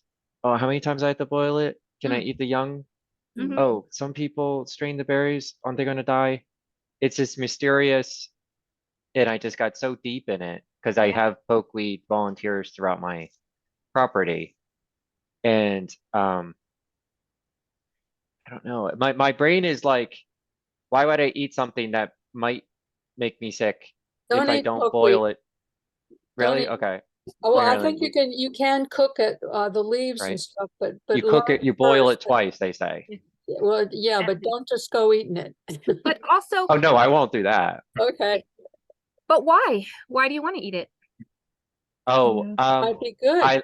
I love the idea of having nutrition in like outside. Yeah. So like when I have my choke berries, Mhm. they are I read somewhere it's the highest antioxidant native plant. And blueberries are very high, but this is even higher. Mhm. And I love that. Mhm.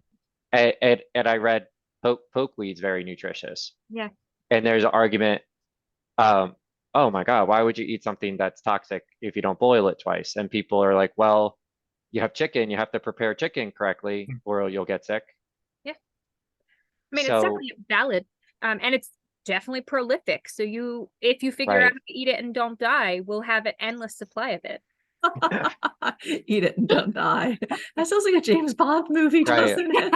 You Definitely a can eat James Bond anything title. once. Right, Yeah, I know. that Jesse. Yeah, but That's such a um, point. I have pokeberry everywhere. I love it so much. And I'm Mm. finding that I'm trying to be more vigilant to pull the small plants from new beds, and they're easy to pull when they're small. You Right. have to like see them and notice them.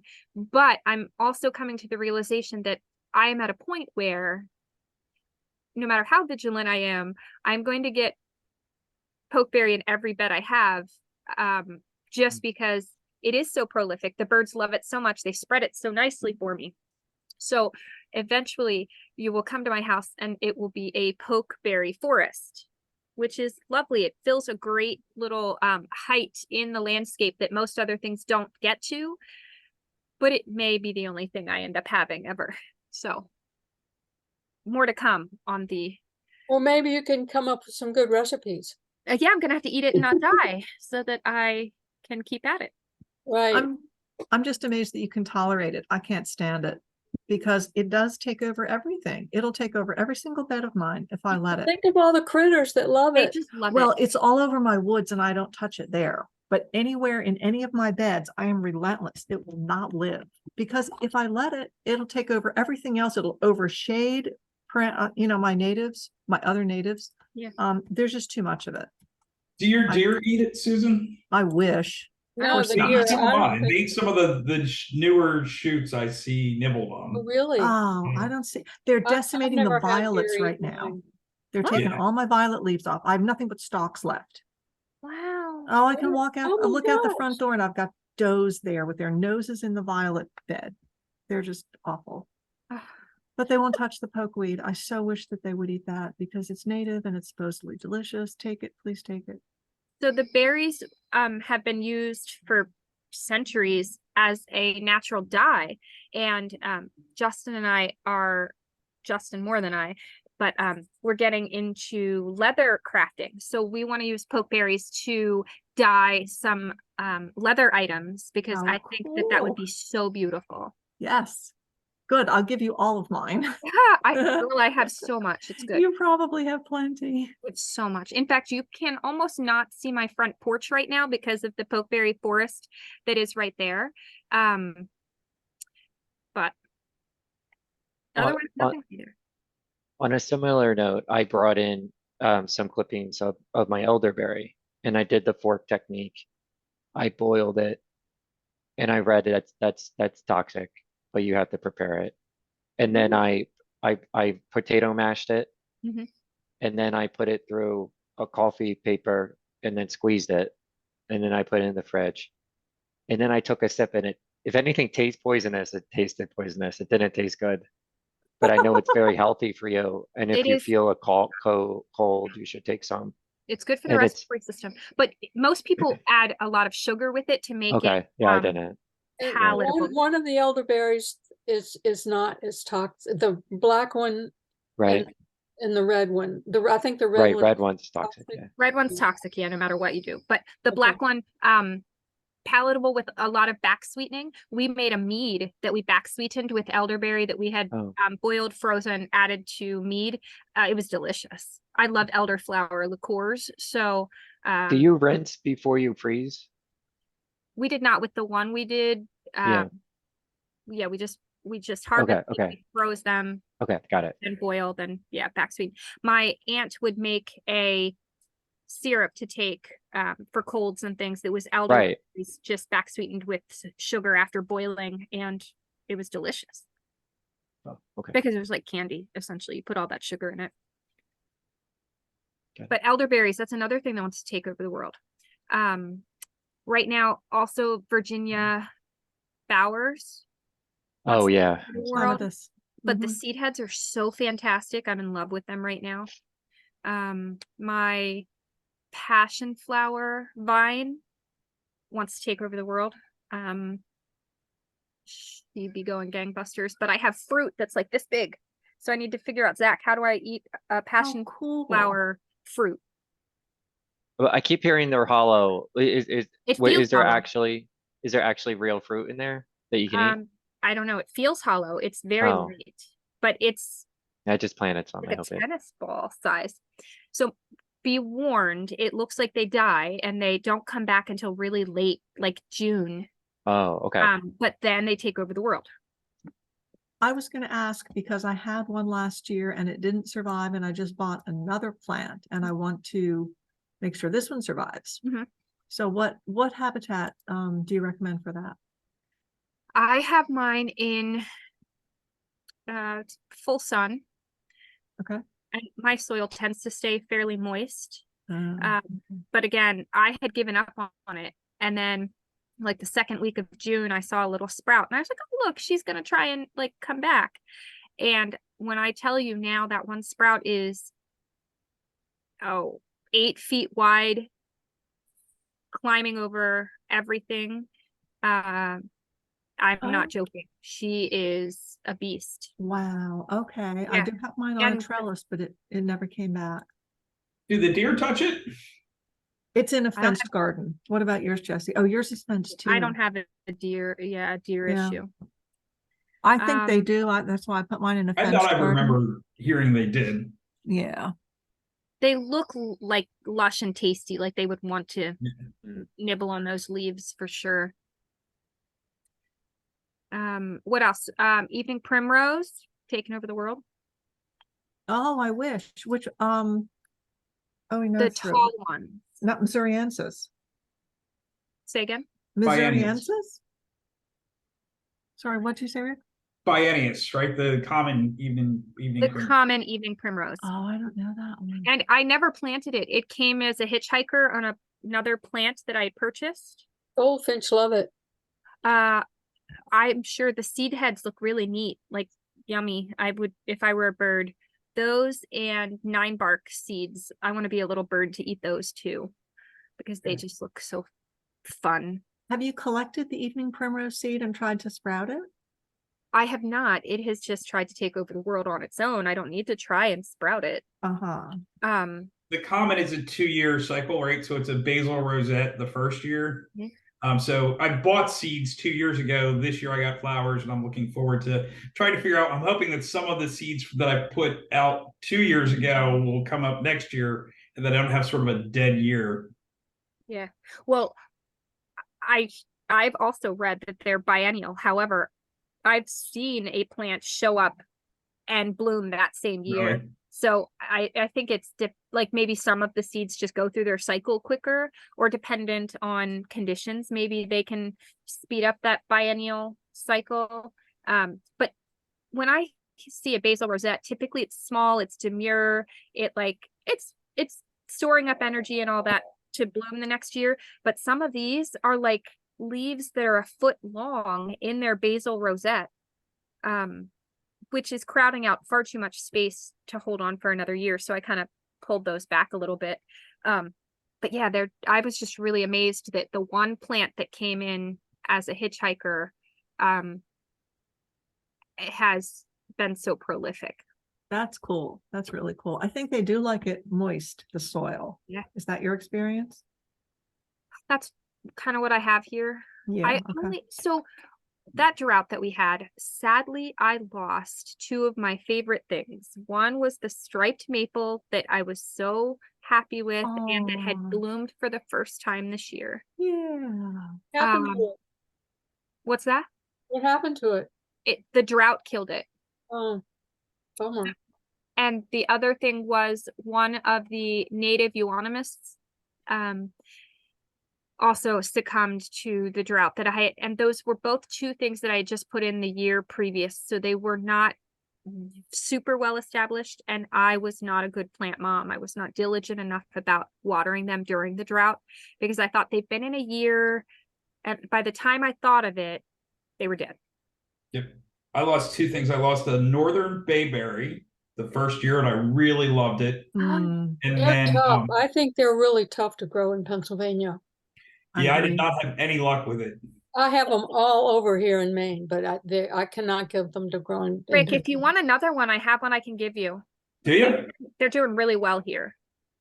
And the other thing I lost was Narcissa savitic. What is it? Black gum? Yes. Oh, black yeah. gum. Yeah. You And I lost was- that?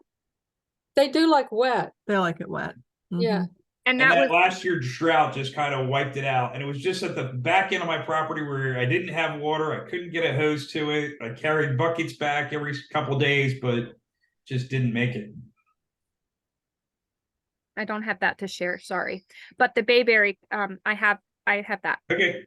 And in Yeah. fact, I have it in pots, like big pots that I barely watered during that drought, and they are beautiful. What? So I've stressed Wow. them out and they're still doing great. So you should Oh, take them. I'm going to put I have 3 of them in pots like that. In fact, I had shared it at one of our previous meetings that's what I did. I did, as like plants in a big pot to see how they overwintered and how they made it. Right. Remember we were talking about that those are the plants I'm talking about, and they're beautiful. I have some second year button bush I can give you. And it was a good trade. I don't even need a trade. I love button bush. I have it. But yeah, I'm going to end up planting 2 of those pots with the bayberry, and the other, you're welcome to. do you know if your bayberries are male or female? So I was looking at that. I have one that has berries on it, so that's obviously a female. Ooh, The other girl. 2, I'm not sure. I had gone, Edge of the Woods Nursery had sexed theirs because I had 1 or 2 and I needed to get the other one, blah, blah, blah, blah. I needed a male. They had male sexed. I'm fairly certain one of my family members inadvertently stomped my male bayberry to death. Wow. So I still have 2 females and 1 male that is doing the trick, and they're on opposite sides of an above ground pool. So I was really hesitant. Like, I think each of these girls needs their own male because they're a significant distance apart across a barrier essentially. But no, they both set berries with that 1 male on the one side. So Yeah, I think they're like winterberry hollies, as long as the males and females are within bee flying distance. They seem to pollinate each other. I have all males. I lost my 1 female, so I'm sad. well, maybe you need to have this female that I have in the pot then. Oh, Well, Rick might want it. He might want a male and a female, right? Partner. It could be because you need one of I each. have John right now, so right, he'll need both at some point. Right. Susan, how'd your Lona Sarah do? You had gotten the yellow and I gave you a baby. Did that Oh. make it? Yeah, they're both doing great. They're planted at the edge of my brick path under a split rail fence. So as soon as they got tall enough, I tied them to the bottom rail so they wouldn't get lost in everything else. And yeah, they're going up to the top rail. No blooms this year, but both of them look like they might bloom next year, depending on how well they take off. Wonderful. Yeah, Good. they did really well. I appreciate that. So the goal is in one section, I'll have the yellow, and the next section I'll have the red or the coral, and they'll be next to each other, like we saw at Stoneleigh. Do you remember Oh, the that was display at Stone? What Yeah. did they do to their honeysuckle? None of mine bloom like that, just covered. Theirs Um, were covered. Yeah. I What think did they do? Are they in the sun?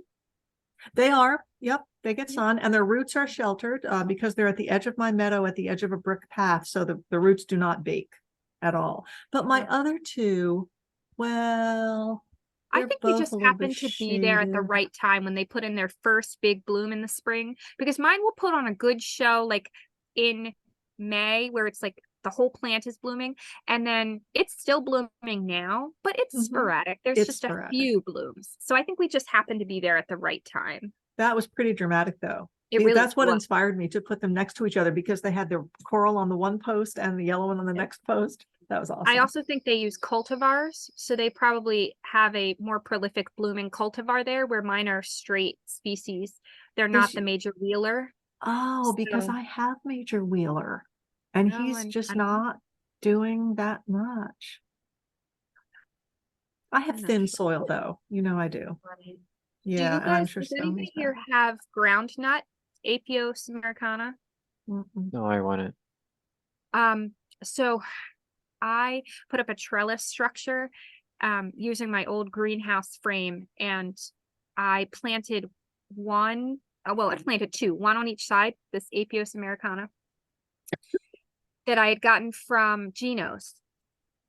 I planted them in June of this year. They have reached the top of that structure. They're going across the roof of it. They're blooming right now. Oh, neat. They are so gorgeous. I just could not be happier with these 2 plants. Groundnut. They have the neatest little flowers that look like vaginas. Like, I don't know how else to describe them. They just look like a ton of little Oh, vaginas. they're complex. I see that. They Yeah. are gorgeous. Huh, and they're but- coral colored. They're like a rosy pink. They're just Yeah. beautiful. Wow. But I could not believe, I really thought like that they would reach maybe halfway up and I was going to have to find something more aggressive, but it's been 3 months and they've reached, so that's 8 feet above your head.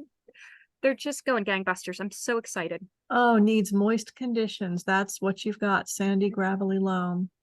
Oh, I am So- out of luck. But Zach, it says that you can eat the roots. Right, Yes. right. So there were Native American tribes that would use groundnut to grow up the Jerusalem artichoke and something else that was like the 3 sisters combination that they used of those native plants. Oh.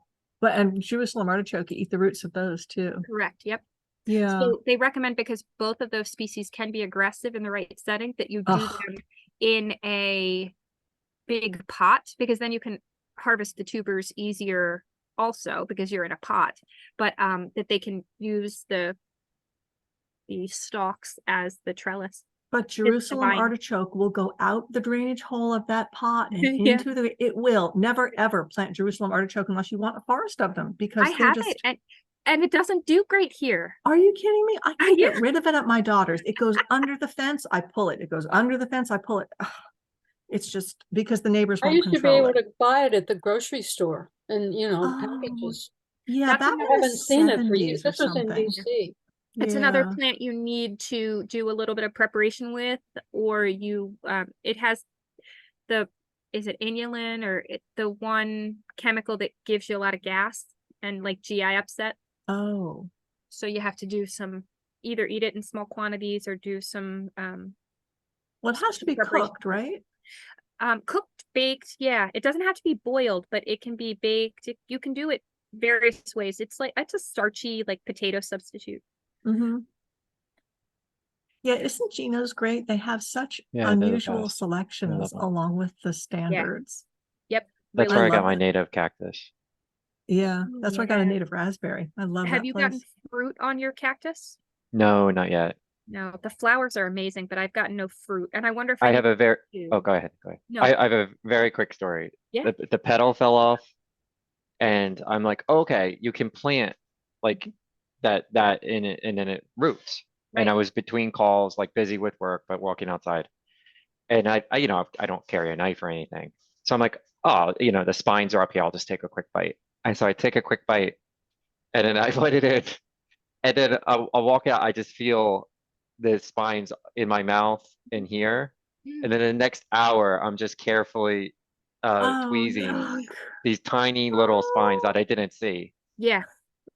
Yeah. Oh my gosh. And then That's I'm like, weird. am I going to be okay? Because I feel it in my mouth, but I didn't feel it in my throat. But I lived. I'm still here talking. Yes, So you are. Thank goodness.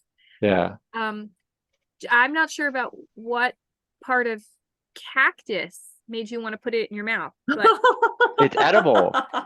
the fruit Prickly is I'm like, pear, well, this is right. edible. This is my chance to try it too. The Zach, fruit you were is just an edible. I didn't know like the experimenter. actual like cactus part was edible. I thought it was just the Only fruit. the insides.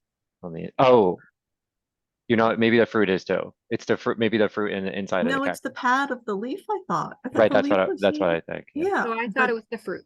you do have to These are edible despine too, it. says somebody. Without nopals, is that what a fruit? I mean, what the petal is called? A nopal? Nopal? Interesting. Okay. Yeah, that's what I thought. Okay, cool. Yeah, Zach, you try it first and then you Thank let us goodness. Sorry, know. I'll report None back. of us need to. So, the best sorbet ice cream that I've ever had, it's not ice cream, whatever sorbet is, was prickly pear cactus sorbet. And it was so amazing, so delicious. We had gotten it in some other state. I don't remember. I think Colorado maybe. And I loved it so much. Justin ended up like searching the distributor, and he went to another like closer state than Colorado and got me a case of it for my birthday because it's not sold around here. But it was really great. Delicious. I highly recommend if you come across it ever. I've never heard of it. That's And now I very don't know if it's the creative. petal or the fruit that gives it the flavor. What does it taste like? It was sweet, like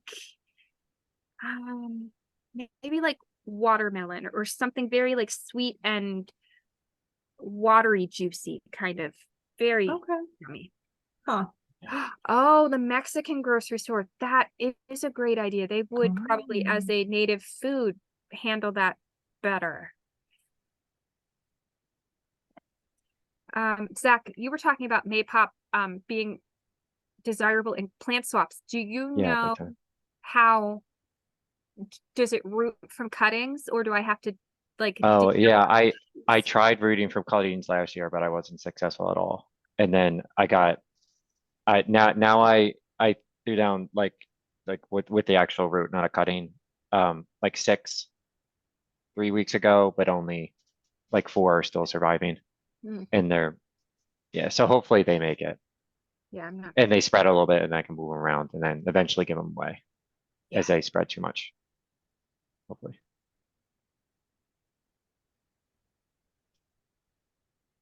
I have a weird thing that I noticed this week. I planted Pestamon digitalis last year. Mhm. This year I let it go to seed, and there was something I thought rotting in my flower bed, and the seed heads for those smell awful. Does anybody Really? else notice that? Like, I looked it up, and it's, they compare it to like vomit smell. Oh my gosh, I have Penstemon Dig all over the place and I've never I noticed also have not noticed anything. it smelling. I know my seed heads, they rattle when like they're dried out. They make an audible sound for me, but I've not smelled them. Do you I- get Is it sprouts, the Rick? seed head or is the plant rotting? Because I've found them to be fairly short-lived and they like get mushy and deteriorate in some conditions. These guys Oh, are not dried if you out, have they're rock. rattly, like they're ready to pop, and they smell like vomit. Wow. That's nasty. Yeah. You would think something like that would be pollinated by flies, but it's in the seed stage, so that I don't even know why that would be a thing. Like, I want to collect the seeds, but at the same time, I don't want to bring them into the house. Yeah. You know what? For Penstemon digitalis, you can just throw it on a rocky surface. My gravel driveway is a fantastic seed bed for Penstemon. Just throw it at the edge of your driveway. We have a campsite up in like the Poconos, and somebody came in and they covered the whole thing in stone. It's like the only thing that's growing in the stone. They seem to Yeah. root Yeah, any- see, that's perfect. So Jesse, that Yep. might be why yours rot, because they demand sharp drainage. Yeah. So They do yeah, not do wet I soil. bet that's it. And they're Yeah. so beautiful. I love them. That's the one thing I can grow here because I have rock and shallow rock, and they're fine in that. That's and why the deer don't touch them. They don't, you're right.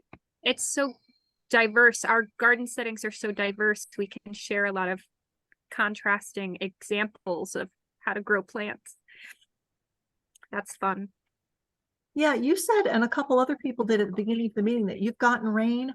I haven't gotten no rain. I got a quarter of an inch in the last month. It's been horrid. Oh my goodness. And So you're in Chester County, which is 45 minutes away, and you got rain? lots of rain. So No.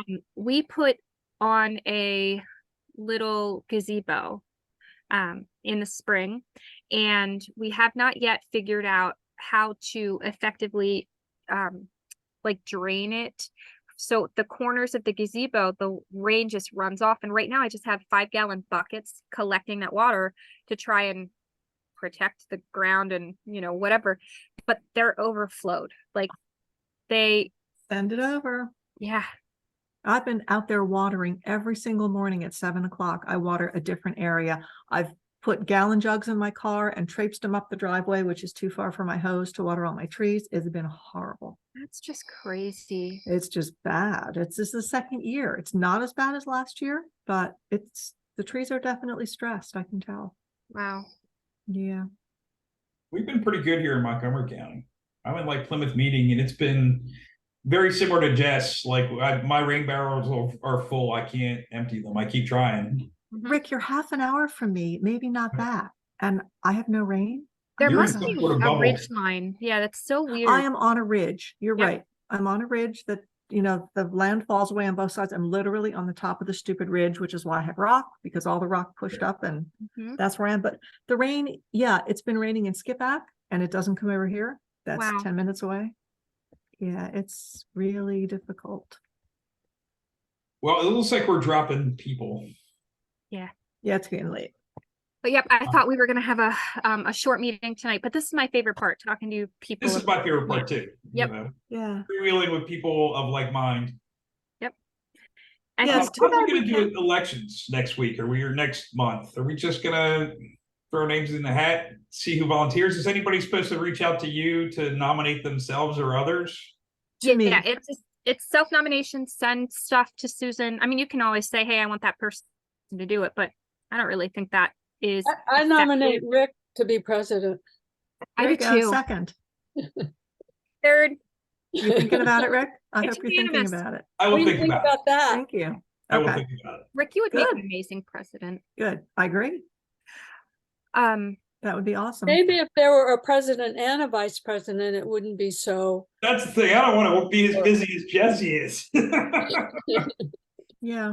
Oh, plus if you're already event coordinator, I mean, you Half took the that on. job. It'd be nice to have someone else handle that and you do the rest of what the president does. Because I Yeah. think that's part of Jesse's burnout is it's just been so much. You've done so much, Jesse, for the last couple of years. Right. And it's not even the chapter probably that burnt me out, but work. And then I just can't. When I'm not at work, I don't want to do anything. So I want to just walk around my yard and look at the bees and the stuff. And I had to like not do that today to get the meeting ready, which, Yeah. it's a chore now instead of something fun. So, but it wasn't. the Stops being chapter fun, you that should did stop that. doing it.